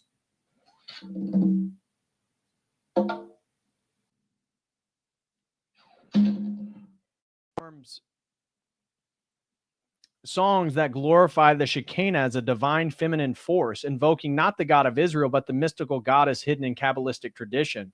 Her concerts are spiritual events featuring trance music, incense, meditative chanting, and what she calls the awakening of the sacred feminine. These aren't concerts. They are goddess rituals in Hebrew performed to crowds of thousands. In the metal scene, the rot is even more overt. Bands like Salem and Uralu openly desecrate Torah, sing praises to Satan, and celebrate Israel's military victories as acts of demonic vengeance. Their lyrics are soaked in anti-biblical blasphemy. Their album covers display inverted menorahs, goat-headed figures, and ritualistic bloodletting. These artists aren't on the fringe. They're invited to festivals, played on national radio, and followed by soldiers and university students alike. Lucifer has gone pop in Israel, and nobody blinks. So what are we looking at? We're looking at a nation that claims divine inheritance, but dances in the ashes of everything holy. We're looking at a state that waves a magical seal and calls it divine, that wears the amulets of fertility demons and calls it heritage, that holds fire orgies in the wilderness and calls it art, that spills goat blood in the hills and calls it myth, that writes songs to devils and calls it culture. We are looking at a people who have not just forgotten the law, they have exhumed the gods that the law was sent to destroy. The groves have come again. The groves are rebuilt. The high places are replanted. The altars are relit. The children are dancing around a golden calf again, only now they're live streaming it on Instagram and selling tickets to the ceremony. And through it all, American Christians are still sending money, still waving flags, still singing songs about blessing Israel. They are financing ritual witchcraft under the banner of prophecy. Absolutely. And I get into this in the part 2 stream on the Logos Academy on Christian Zionism, or again, that second part on Israeli Zionism. That's what heresy does. The American Christians are literally supporting the Antichrist spirit. They're literally supporting a demonic inversion of God's order. American evangelicals have been trained, now programmed, to see the modern state of Israel as a kind of spiritual Disneyland, a conventional nation, divinely reborn in 1948, walking in the footsteps of Abraham and upholding the laws of Moses. They speak of, quote, standing with Israel, as though the nation itself still trembles before Sinai, keeping kosher, keeping Sabbath, keeping Torah, and keeping covenant. It's a lovely illusion, so lovely, in fact, that to break it feels almost cruel. But break it we must, because the truth is not just that Israel is secular. The truth is that Israel is a hotbed of occultism, mysticism, and open Luciferian symbology. And while Tel Aviv's pride parades and Israel's obsession with Kabbalah might be written off as leftist excesses, the real shock comes when you realize these spiritual pollutants are not fringe. They're foundational. They're chiseled in stone, cast in bronze, and built into the very architecture of the state. In fact, mile for mile, Israel has more Satanists, occultists, and Luciferian initiates per square foot than any nation on earth. That may sound insane, but wait until you see what's hiding in plain sight. The menorah that mocked God. Just outside the Knesset, the seal of Israel's parliament, stands a towering bronze menorah over 15 feet high. It's presented to the world as a proud replica of the holy lampstand of the tabernacle. Pilgrims take photos with it. Birthright kids marvel at it. Christian tour guides point at it as a, quote, symbol of God's light, but they don't tell you what's carved into it. They don't tell you what stories the idol tells. The menorah's base is surrounded with 29 bas relief panels, each depicting scenes from Jewish history, but with a disturbing twist. While you might expect depictions of Moses receiving the law or Elijah calling down fire from heaven, what you actually get is a bizarre grab bag of Talmudic sages, Babylonian exile nostalgia, mystical esoterica, and political Zionist imagery. The Supreme Court, Israel's Luciferian sanctuary. If you walk a few blocks from the Knesset, you'll find another architectural wonder, the Israeli Supreme Court, building constructed with the donations from the Rothschild Foundation. If the menorah outside Parliament is a symbol of spiritual confusion, the Supreme Court is a full-blown Luciferian temple designed according to Masonic principles, pagan geometry, and occult spiritual philosophy. I'm not sure what pagan geometry is unless he's talking about symbols, because surely, sacred space can be considered Christian, sacred ratios, pi, phi, Fibonacci. I don't know if he means that as sacred or as pagan geometry. I'm not sure. Let's begin at the top. On the roof of a secluded garden sits a pyramid with an all-seeing eye, the same icon found on the US dollar bill, the Great Seal, and inside nearly every Masonic lodge on earth. What is the symbol doing atop the highest court of a supposed Jewish state? Again, you can see it right here. Here's the Supreme Court. Here's this weird pyramid at the top. You can see here's another angle. And it has an eye at the top, just like on the back of the US dollar bill. The building itself is a temple of, quote, ascent. The internal staircases are ziggurat-like, spiraling upward as a symbol of man's self-deification. The layout is said to represent, quote, the journey from darkness to enlightenment, a clear Gnostic inversion of the biblical journey from sin to obedience. In Luciferian doctrine, man doesn't humble himself before God, he climbs up to replace him. There are obelisks, solar motifs, and sacred geometry everywhere. Rooms are aligned with astrological patterns. The building shape obeys the golden ratio, a formula prized by occultists who believe that divine power is accessed through math and geometry, not through covenant. This isn't an accident. This is a temple to man's sovereignty built by the elites of a nation that claims divine favor while rejecting divine authority. Justice in this building is decided by those who sit at the seat of Moses, but will not do as Moses said.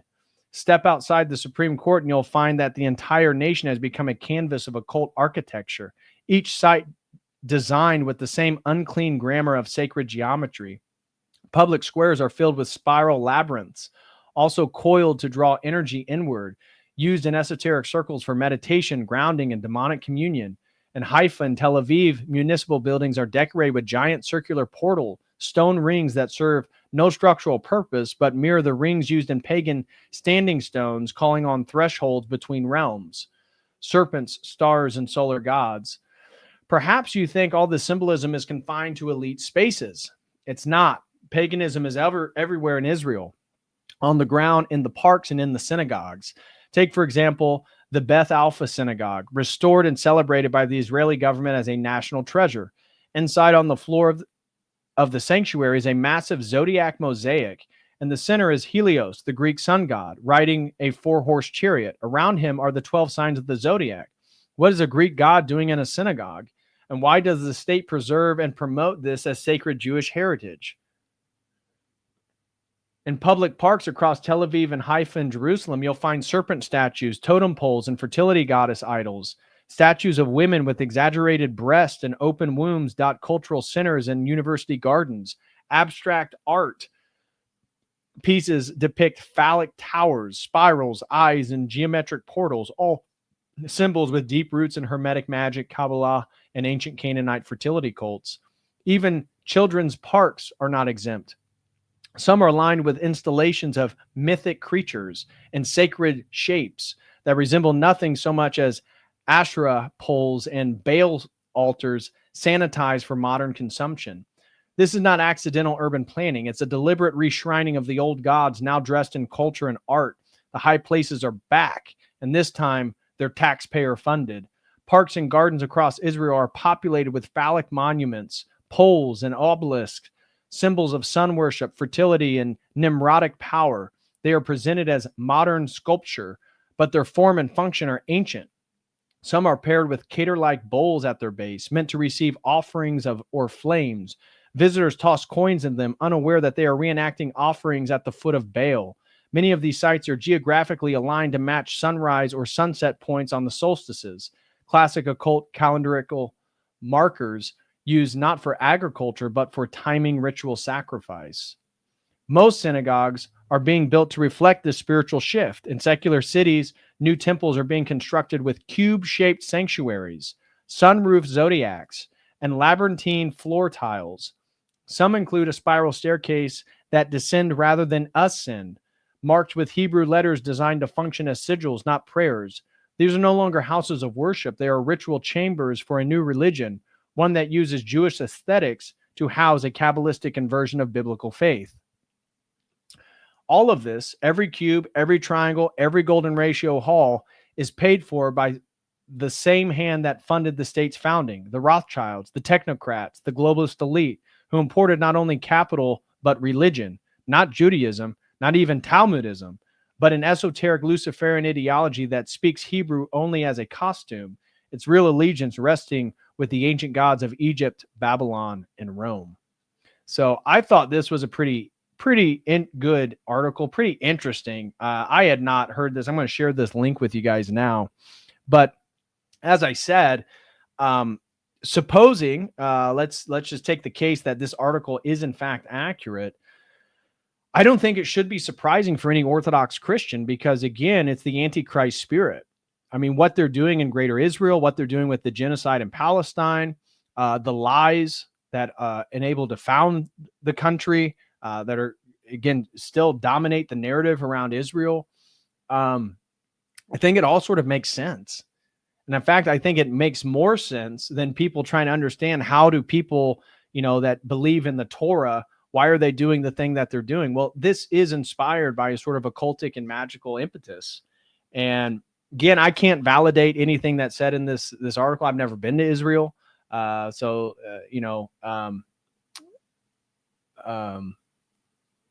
Charles Murray, isn't that the gay British dude who told Dave Smith, "Have you ever been to Israel?" Oh, you've never been? What is that guy's name? Last name's Murray, isn't it? Anyways, I've never been to Israel, so I can't validate anything in this article. Yeah, have you been there? You haven't been there? And you have an opinion about Israel? Yeah, I haven't been to the moon either. I can have an opinion about that. But anyway, Douglas Murray. Thank you. It's Douglas Karen Murray. Yeah, it's Douglas Murray. Thank you guys. Charles Murray, didn't he write the bell curve? Charles Murray wrote the bell curve. Yeah, that's a different Murray. Douglas Murray. Yeah. The moon is made of cheese. Yeah, exactly. But anyways, about this article, if true, I think it makes a lot of sense, especially regarding the events that are occurring, regarding the eschatology of Israel. In that part 2 video I did on the Logos Academy, go into Kabbalistic eschatology and how everything we're seeing in regards to Israel and this greater Israel project and the actions they're undertaking totally accord with Kabbalistic eschatology, which then sort of overlaps with Talmudic and rabbinic eschatology. And so, there's something there. So is Israel the same as it was thousands of years ago? Shocking. Yeah, exactly. We got some super chats. Let me get into some of these. Austin DeTulio throws in $10. No comment. Thank you so much, Austin. God bless you, brother. Thank you for all the support. And he threw in another $5 to get the goal. Thank you so much, Austin DeTulio, for your support. And Bruce Roberts throws in $5, says, for the goal. Thank you so much. Tara, shout out to you and the Sun. Thank you so much for sponsoring today's stream. She says, great stream. Carthago Delinda Est. Thank you so much, Tara, for the support. God bless you and the Sun. And tell your son this was a fantastic topic. Even though as I began the stream, I was like, we have a wonderful topic. Maybe it's not the most wonderful topic, but this was a fantastic topic for a stream. So major thank you to you, Tara. God bless you and your family. God bless your son. And if you're watching, son, I don't know what your name is, but thank you very much, brother, for the inspiration behind today's stream. God bless you, and I wish you the absolute best. So thank you very much for the support. Brady Harvey says, I single-handedly fought off other people's COVID-19 with how much rogues I chew. Glory to God. And Red Fox, thank you so much, Red Fox, for the generous $50 super chat. He says, my philosophy chair recommended I look at philosophy and AI, both to ensure it is ethically developed and the end product that can be better emulate philosophy. It would be interesting to establish AI ethics and metaphysics on orthodoxy thoughts. Well, brother, Red Fox, my book, I have an entire section. I mean, that's what it is. It's addressing the philosophical and metaphysical underpinnings of transhumanism, where they come from, what they are, how they relate to AI. And then I contrast that with orthodoxy and show how these are two opposing worldviews that are irreconcilable, essentially. And that when it comes to deification, Western civilization is really just faced with two options: transhumanism and Orthodox Christianity. And all the other Christianities, be it Catholic or Protestant, are really modern. And so the only pre-modern mystical worldview that you can choose from that's Christian, I mean, you could probably choose, I mean, I would guess, I'm not an expert on Oriental. Maybe it's not as modernistic as the Catholic Church, but definitely the Eastern Orthodox Church, which is the true church of Christ and the apostles. So I'd love for you to actually check out my book and tell me what your thoughts are, because it hits, I mean, that's the whole thing, is hitting on AI ethics, transhuman anthropology, the metaphysics, the history of the metaphysics that underpin transhumanism, and how that contrasts with orthodoxy. So that is literally what my project is about. Red Fox, check my book out. Again, like I said, I'm going to make it available on my birthday, September 22nd, next month. I'm going to finish the formatting here. And then I'm going to get that book up. I cannot wait. Like, that is going to be a huge weight off my shoulder once the book is out. So Red Fox, thank you, brother, for all the support. I truly appreciate your support for my streams, man. God bless you, and stay strong. I know that you're doing philosophy. I know that you're in the military. So God bless you, bro. Keep doing what you're doing. Keep seeking, and stay strong when you're in the belly of the beast. Blenderhead says, DPH been killing it with these streams lately. Lots of uncomfortable truths. Well, thank you so much, Blenderhead. I do appreciate it. Yeah, I feel like I've taken a few kind of leaps that maybe a couple years, or let's say 3 years ago, 2 years ago, I feel a little bit uncomfortable taking here on YouTube, but so far it's been okay. Maybe I'll take some of these streams down. I did a stream on White Girl Summer, which was about the sort of recentering of white identity in America and the rise of all these white athletes, best NBA player, Orthodox, Serbian Orthodox, Nikola Jokic, biggest trade, Luka Doncic, white Slovenian guy, the rise of the white cornerback in the NFL, all that different stuff. So that stream was a little bit focused on white race, white identity, which is even to say white is an American Western modern construct, because that's just not how historical ethnicity and identity was shaped. And I talk about that in that stream. The Frankish theologians were the original Protestant. That was another one. Yeah, we got into the connection between Kabbalah and Protestantism. We have been hitting some controversial stuff as of late. Enzo throws in $20, says, hey, DPH, I'm a catechumen at the Antiochian Orthodox Church, and my catechumen teacher said that the priest said to avoid Father Peter hears because he is a lone wolf. Red flag for my church for saying this. I'm Antiochian. I do like the Antiochian archdiocese. There's some, anyways, I would say, no, it's not. I mean, I don't want to speak bad of any clergy. So if your priest, I recommend being an obedient Orthodox Christian. At times that is uncomfortable. For example, during COVID, I refused to put on a mask to receive the Eucharist, and I sat in an adjacent room outside the sanctuary during the entirety of liturgy, and I would receive communion at the doorstep because so many people were so. It wasn't my priest, actually. It wasn't my priest. He was forced to do it because so many people in my church were terrified of COVID. And they didn't want me in there because I refused. They knew I wasn't going to get vaccinated, and they knew that I wouldn't wear a mask. And they were terrified. So I did that. I was obedient to my priest. I did not go into the sanctuary. Anyways, my point regarding this, I know Father Peter hears. I know he's a good man. I know his heart's in the right place. It's unfortunate the circumstance surrounding his bishop and his priesthood within the church. But he's also knowing, and Father Peter would tell you this, he's also dove into some controversial topics within the Orthodox world. So not everybody's going to see eye to eye. Typically, people who are frustrated, at least my experience with priests that don't like Father Peter hears, it usually surrounds his insistence on baptism, which, I recommend being obedient to whatever your priest says, but I personally am in the camp that we don't recognize the sacraments of other faiths. And so if you're Protestant or Catholic, you become Orthodox, you should get rebaptized. That's just my personal opinion. I did a stream with Father Peter covering his book that was published through Uncut Mountain Press on that topic. And, you know,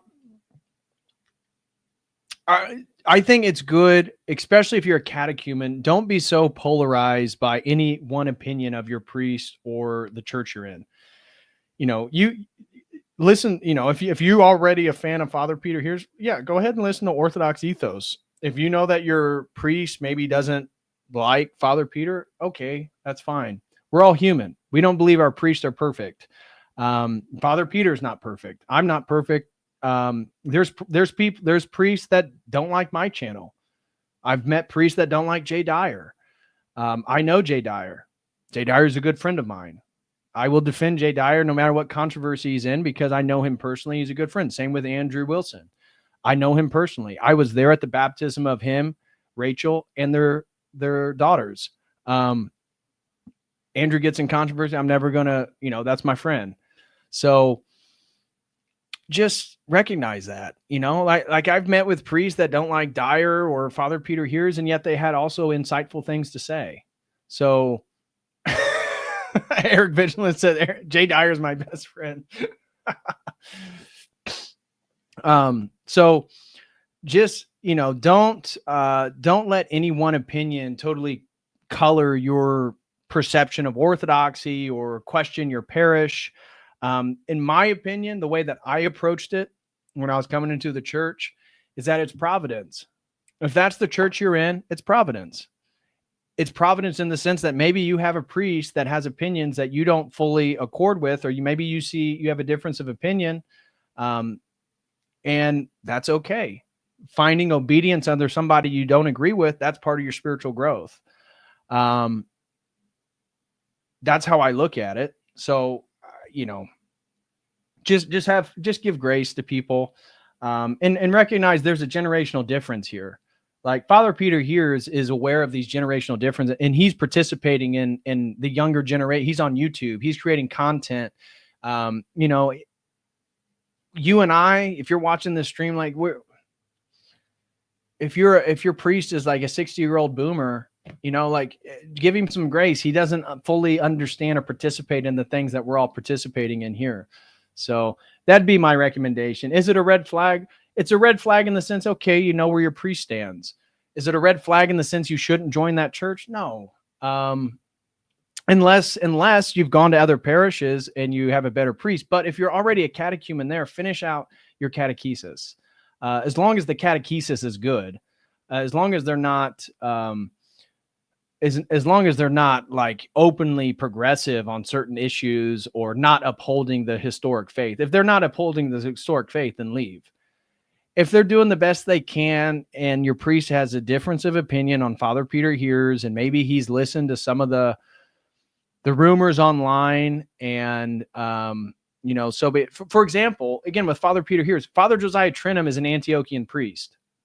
Father Josiah Trenum, I have never heard a single Antiochian priest defame or say negative things about Father Josiah. Father Josiah stands up and defends Father Peter Hears. So, ask your priest if he likes Father Josiah Trenum. If he says, yeah, I love Father Josiah Trenum, say, okay, well, I was watching an interview with Father Josiah Trenum and Father Peter Hears. They were together, and see how he takes that, see how he approaches it. That would kind of be my approach. So thank you for the support, Enzo, and glory to God for being a catechumen, man. Don't let, again, we're not perfect. And I think that's part of the problem with some of the people that are coming to Orthodoxy online. Not you, Enzo. I'm not saying you in particular. But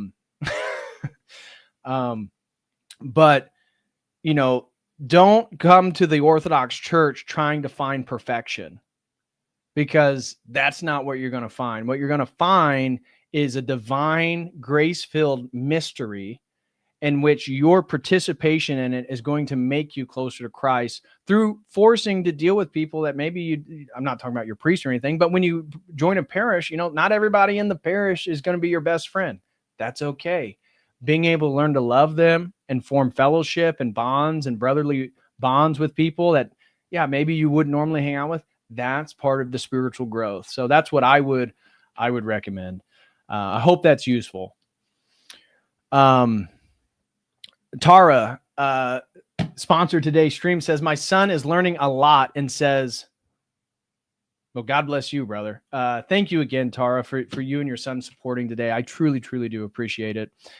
No Face Killa said, he says, inquirers be like, this church has pews. Red flag. Yeah. Just take it easy.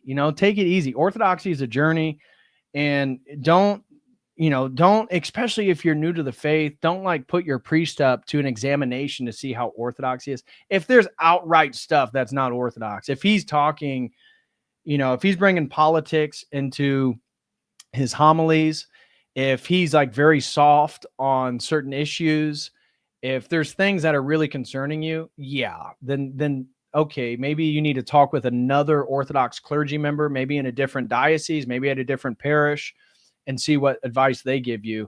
But if you think he's a good man and maybe just has a wrong opinion about something, don't leave your church. But yeah, No Face Killer, you always have hilarious shit, dude. So anyways, that's kind of my opinion about that. Yeah, all of us have errors. Just know that. Exactly. All of us have errors.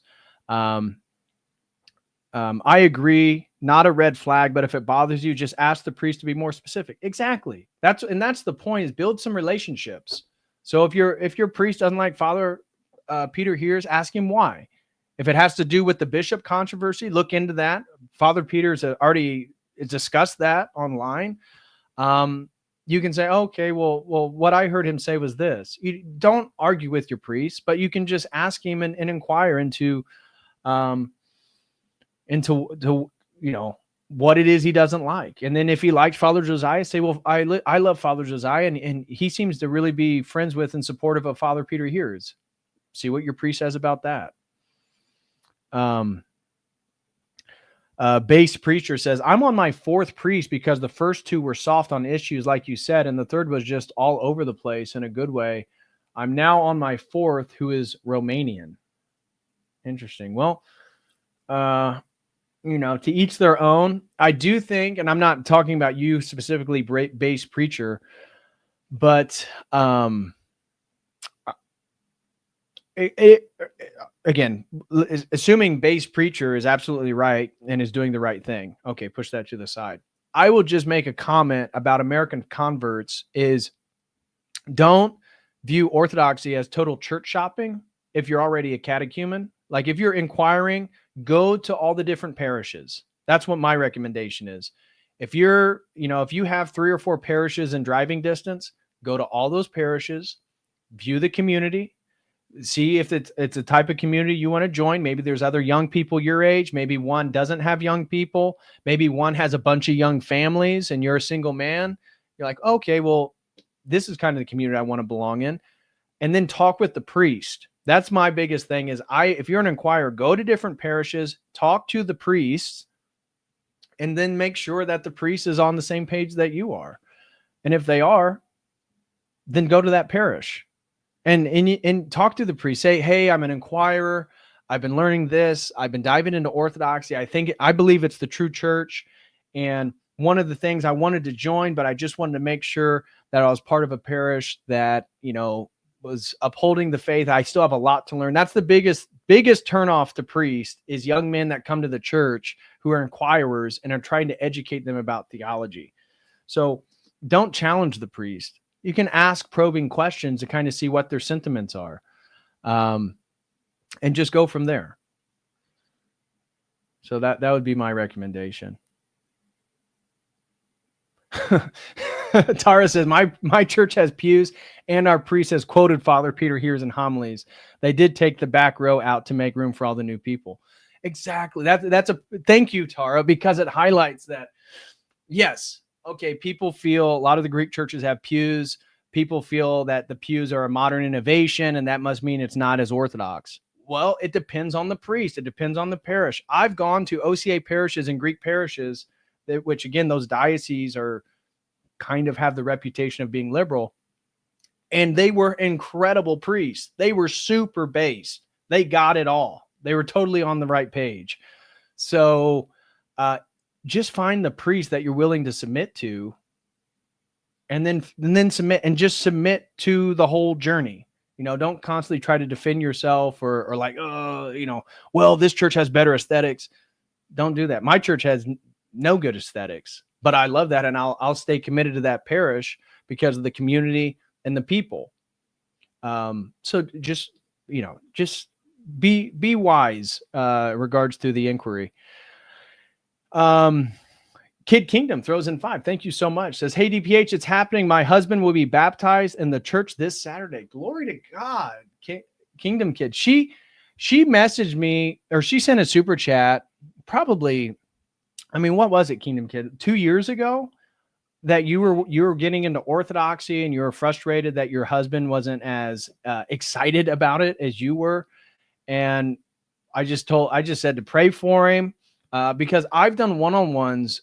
I know of at least personal conversations I've had with people in one-on-ones, at least 5 or 6 times, probably more, but 5 or 6 times I can recount where, again, Kingdom Kid's a little bit different because it's actually the wife that was getting into Orthodoxy before the husband. That's actually a unique one. All the cases I talked to were men married, becoming Christian or coming back to Christianity, and then finding Orthodoxy, saying Orthodoxy's it. I got to become Orthodox. And then their wives are not interested at all. And in fact, one guy said, like, she thinks it's a cult, and she got upset just because he had another buddy come over to read the Bible, like do a small Bible study with. And she's like, oh, it's like a cult.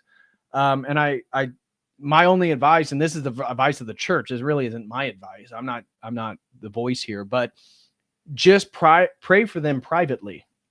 Pray for them. Make them part of your prayer rule. If your spouse is not interested in Orthodoxy, has no interest, pray for them privately. Do not tell them you're praying for them that they'll become Orthodox. Do not tell them that. Do it privately for an extended period of time. The most incredible story, and I'll share this one. The most incredible story related to this was a man that I talked to from Finland who was an atheist. He was a lifelong atheist. His parents were atheists. He told me in a one-on-one, and so I did a one-on-one with him, and he was like getting into Orthodoxy. This is during the COVID, after all the COVID stuff. And he was really red-pilled. He was an atheist, but he was deep on the conspiracy stuff. And so he wasn't going to, he saw through it, wasn't going to capitulate. And then he saw on Orthodox, he found my stuff in Jay Dyer's and saw that we were familiar with all the conspiracy stuff. And then we were Orthodox Christians. And he was like, how the heck are they Orthodox Christians? I'm an atheist. And so he kept watching content. And then he slowly became more convinced of Orthodoxy. We did a one-on-one. I talked to him about how to pray. He had never prayed before in his life. He knew no Christians. None of his family members were Christian. None of his friends were Christian. And so him getting interested in Orthodoxy, he was the only person. And he had a longtime girlfriend that he had been living with. They weren't married yet. And they were both atheists. She, because of him, became red-pilled on the COVID stuff, but definitely didn't want anything to do with the Christianity. We talked. Again, I told him to pray for her, told him just go on your journey. Do not force it on her. Just go on your journey and develop and grow personally and let her see the transformation of you. And he told me last time I talked to him, which was probably 2 years ago. And so if I'm not going to say his name, but if you're watching, brother, update me on your life. I'd love to know what's going on. He started to go to an Orthodox church in Finland. I think it was Rokor. And he said he was blown away. He went there. It was a full parish. This was right at, I think this is 2021, 2022. Everybody was red-pilled on COVID. And he just was blown away that it was a community of people that already saw the world that he did. And that all his atheist friends that were his age, because he's a younger guy like us, they were all in favor of the COVID stuff. And they were making fun of him and his girlfriend because they wouldn't go along with any of it. Well, he told me he started to go to church. Then he started to buy Orthodox books. And then he started to read the Bible. And his girlfriend eventually allowed him to read the Bible to her. And he said one day she came home and to his surprise, she asked him, I mean, this was the animosity. He had to get off the one-on-one, I believe the first time, because she was getting ready to come home. And he didn't want her to know that he was talking to me about Orthodox Christianity. That was the first time I talked to him. And this last time I talked to him, he said, I was just sitting there, and she came home and she told me, hey, can you read the Bible? I feel the most peace because, again, Finland, COVID, big time lockdown, craziness going on. She said, I feel the most peace whenever I hear you read the scripture. And I think that is a mystery, right? That is the way this stuff works. This man was going on his own journey, totally isolated. None of the people in his community understood the journey he's going on. The only people that understood it were the people at the parish he started to go to, which there's not that many in Finland. And through that, and then reading scripture, it changed her heart. And then after that, she wanted to go to church with him. So that's what I mean. Just pray for people. Don't argue with your spouse about it. Let them see the fruits of your own transformation. And I just, like I said, 5 or 6 examples I've talked to, they were all men. So Kingdom Kid's a little bit different because she's the wife. But 5 or 6 examples I know of men that did this, where they just prayed for their girlfriend or their wife. Typically, they were already married before they became Orthodox. Without them knowing, do not tell your spouse you're praying for them. And then eventually, all of a sudden, there's another instance with a guy who was married, and she just said, you know what? Can you tell me a little bit more about Orthodoxy? Out of nowhere, his wife, this is a different gentleman. This is not the guy from Finland. Totally different guy. This was in the US. And he was blown away. And we did another one-on-one. He's like, dude, I couldn't believe it. I've been praying for her. I think he said like 4 or 5 months at that point. And she just came to me randomly one day and asked me to begin to explain stuff to her. And I'm just saying that's the way to approach it. Yeah, women are much harder to convince. I recommend, if your wife is not convinced, ideally you're in a community with a lot of young people, because I know for women, if there's other women their age at the church that they can actually build friendships with, it's like a green light. It's okay. I mean, if your wife or girlfriend has never been exposed to Orthodoxy or never been a Christian, the gateway for women is that they find other women that already believe it.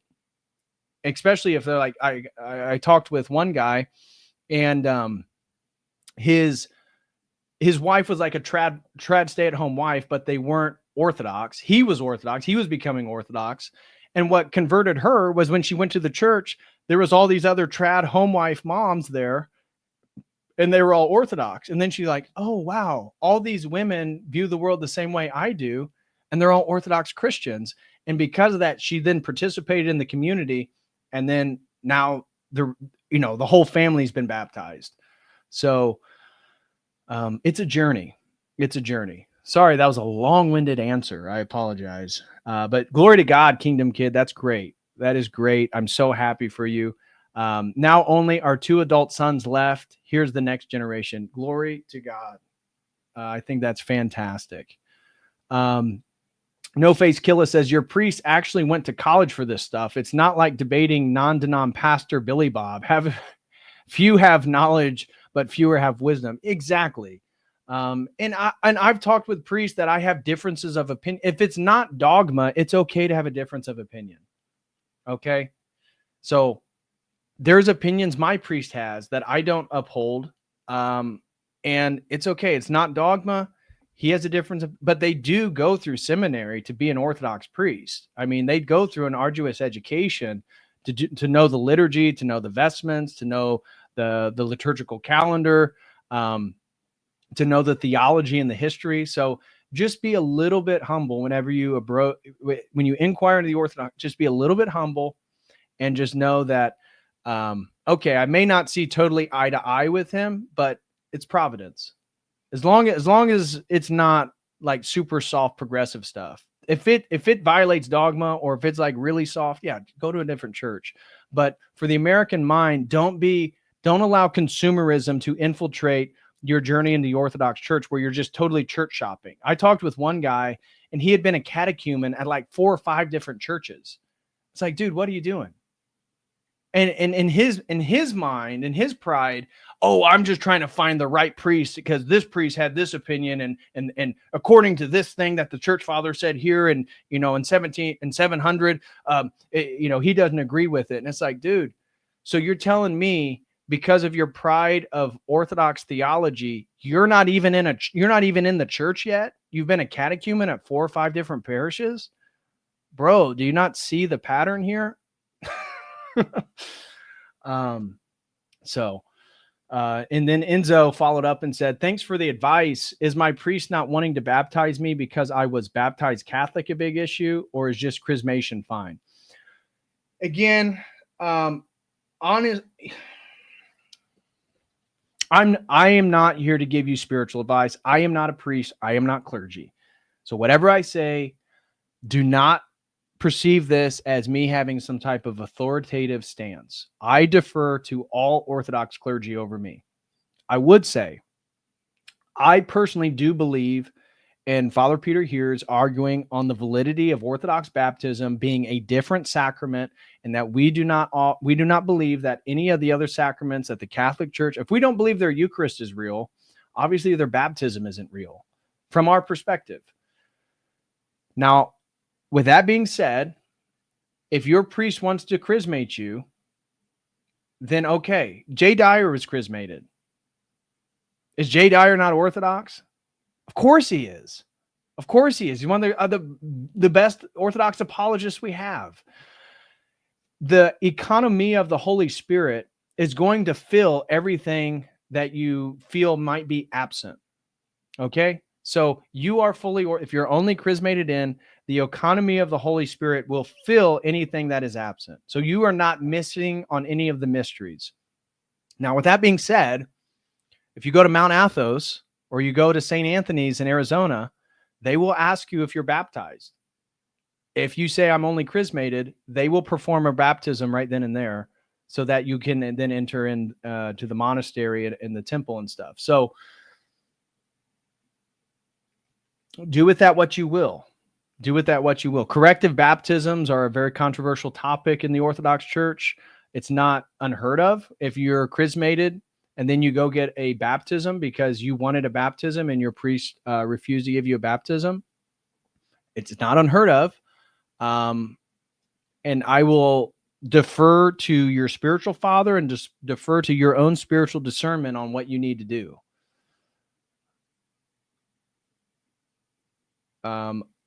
ID Bro throws in 20, says, thanks. Thank you very much, brother. Thank you for the support. Red Fox throws another 10. Great tangent. You're speaking to exactly what I'm going through with my wife. Thank you for all that you do. Well, thank you, Red Fox, for all that you do for me and the support you give me, brother. I truly appreciate that. Thank you. Let me see if there's any other questions on here. I'm not seeing any.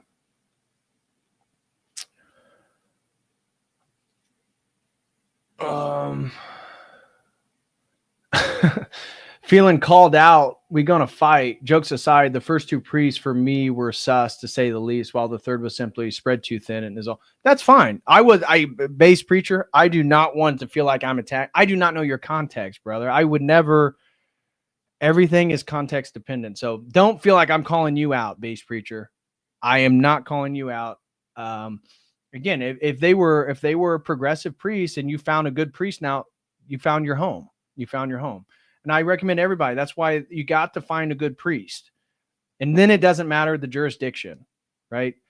If you have a great priest and he's Greek Orthodox or OCA, okay, so what? I do like the Antiochian diocese. I do like ROCOR. Do with that what you will. Father Hans Jacobsy is Antiochian. Father Josiah Trenum's Antiochian. I think Father Zachariah Lynch is Antioch. I'm not positive though. I think, but a lot of great priests online are Antiochian. What's the parish? What's the diocese of Father Paul? Was it Truenbach? What's that might be. I'm not sure. Maybe some of you guys know that might be Antiochian. So, base preacher, I'm not calling you out, brother. I promise. God bless you in your journey as well. And if you found you're the right priest, yeah, Father Paul is Antiochian. I like the Antiochian art, and now we have Metropolitan Saba, who is from Lebanon, and he's very based on the Zionism question. And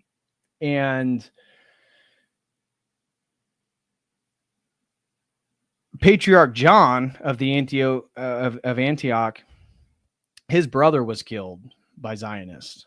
So, and the Antiochian Archdiocese, I mean, we're in the book of Acts, right? That's the founding of our church. So that's one of the cool things that I think is for an American convert. And I'm not telling you to choose Antiochian Archdiocese. I'm not. You choose the priest that fits you. You find the parish that fits you. I would just say, because there's so few Arabic speakers in the United States, almost all the Antiochian liturgies are in all English. And it's a historic church, which gives an what is American identity? We don't really have an identity. That's the problem with modernity right now. Being Antiochian gives you some type of historical rootedness that, oh, wow, I belong to that church right there in Acts, where people are first called Christians. That's cool. It's a little cool caveat. But ROCOR, everything that I've seen from ROCOR is pretty solid. ROCOR, Antiochian, the Serbian Orthodoxy is fantastic. If you're at a Serbian parish, like, the Serbs are great. The Serbs get it. That's Holy Trinity. Father Russell in Montana, in Butte, Montana. Shout out to Father Deacon Dr. Ananias. They're Serbian. Serbs are fantastic. If you have a Serbian art, so I would say the ROCOR, the Serbs, the Antiochians, those are quality. They're all quality. OCA, Greek, just find the parish and the priest for you. Tara says, this stream has made my son hate Carthaginians even more than he already did as a Roman Empire appreciator. I love that. You have a good boy there, Tara. A good Roman soldier with the Chi-Rho on his armor, right? We're talking post-Constantine Rome right here. He's a good Byzantine Roman soldier. God bless your son. And Enzo throws in another 10. Thank you for the help, DPH. Well, thank you guys for the support. I truly appreciate it. So, agreed on the Serbian Orthodox Church. Yeah, the Serbs are fantastic. I love the Serbian church.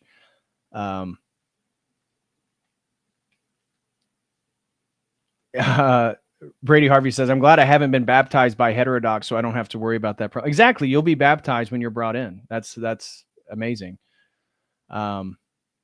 ID Bro throws in 10, says, Father Borjan and Matuska Ellen in Pennsylvania, Holy Resurrection is Serbian. Great content. Exactly. No, absolutely. Absolutely, ID Bro. So ROCOR, I mean, they all have good priests. Obviously, with Elpidophoros at the head of the Go Arch is problematic. OCA supporting Black Lives Matters and the protest and the Summer of Love where they burnt down American cities. To me, that is problematic at the hierarchical level. But I said I found fantastic priests, fantastic parishes in those dioceses. If you find one, stay there. That would be my only thought about that. And again, I'm not clergy. I don't want to condemn any clergy. I'm not here to critique clergy. I'm just a lay person who studies theology. And if anything, at least for my priests, I'm more of an educator. I'm an Orthodox teacher. But I am not clergy and I do not give spiritual advice. No, Father Turbo is in ROCOR. No, Father Turbo is Antiochian. That's another Antiochian priest. Father Turbo is Antiochian, I believe. No, he might be Serbian. Is Father Turbo Serbian or Antiochian? I'm not sure. Maybe he's ROCOR. I'm pretty sure he's Antiochian, though. I'm not sure. I'm not positive on Father Turbo's diocese, but I love Father Turbo. God bless Father Turbo and his parish and all the work he's doing. God bless you. He's Serb. Okay, he's Serbian. Okay, well, some people say ROCOR. Maybe he is. I'm not sure. I'm not going to make a definitive statement on that. I'm not positive. I think he's Serbian too. I'm beginning to think he's Serbian the more I think about it. Yeah. No, the more I think about it, he is Serbian. He is Serbian. Yeah. I'm pretty sure his parish is Serbian. No, I think you're right, Tara. Yeah. We got Father Turbo is Serb. Yeah, that's what I had to sit and think about it. He was at Montanica, and the more I began to reflect, the more I realized he was talking about a trip to Serbia one time. And of course, Montanica is sort of officiated by the Serbian diocese. So it's a Serbian bishop that overlooks Montanica, that Father Deacon Dr. Ananias does. And now that I think about it, I do believe I'm basically 90% positive that Father Turbo is Serbian. Yeah. Okay. Eric Vigil, St. Mary of Egypt is a Serbian Orthodox diocese. Exactly. Okay. So we solved the mystery. Father Turbo is Serbian. Again, that's my point. Serbs are great. Serbs are fantastic.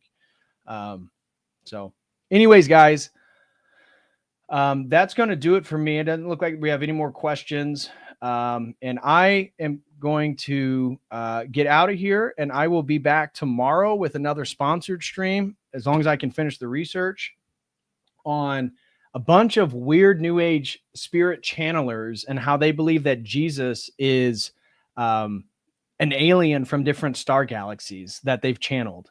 So it's going to be it's going to be much more of a fun stream. It's not going to be so historically focused as this stream was, but it's going to be a fun one. So I will see you guys tomorrow. Thank you all so much for supporting me today with all the generous super chats and the questions, and everybody that was here. You guys could be anywhere on the internet.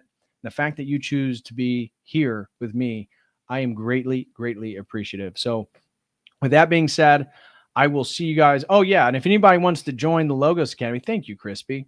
Go to school.com/Logos Academy. Again, if you're looking for a great community of men where we have private conversation, talk about in-depth anything and everything like this, join the Logos Academy. Somebody said they wanted the sponsored stream link.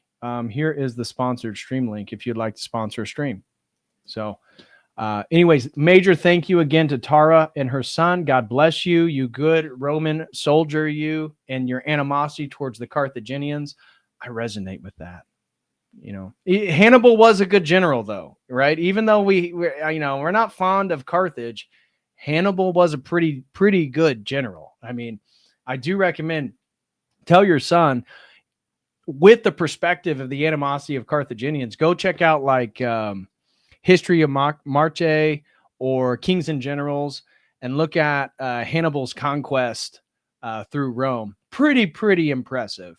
Very impressive. So quality general, not a fan of the Carthaginians, not a fan of the Phoenician religion and the Baal worship and child sacrifice, but he agrees. Hannibal was a fantastic general. Yeah, he was. All right, guys, I will see you guys, God willing, tomorrow. And thank you all so much. As always, until then, God bless.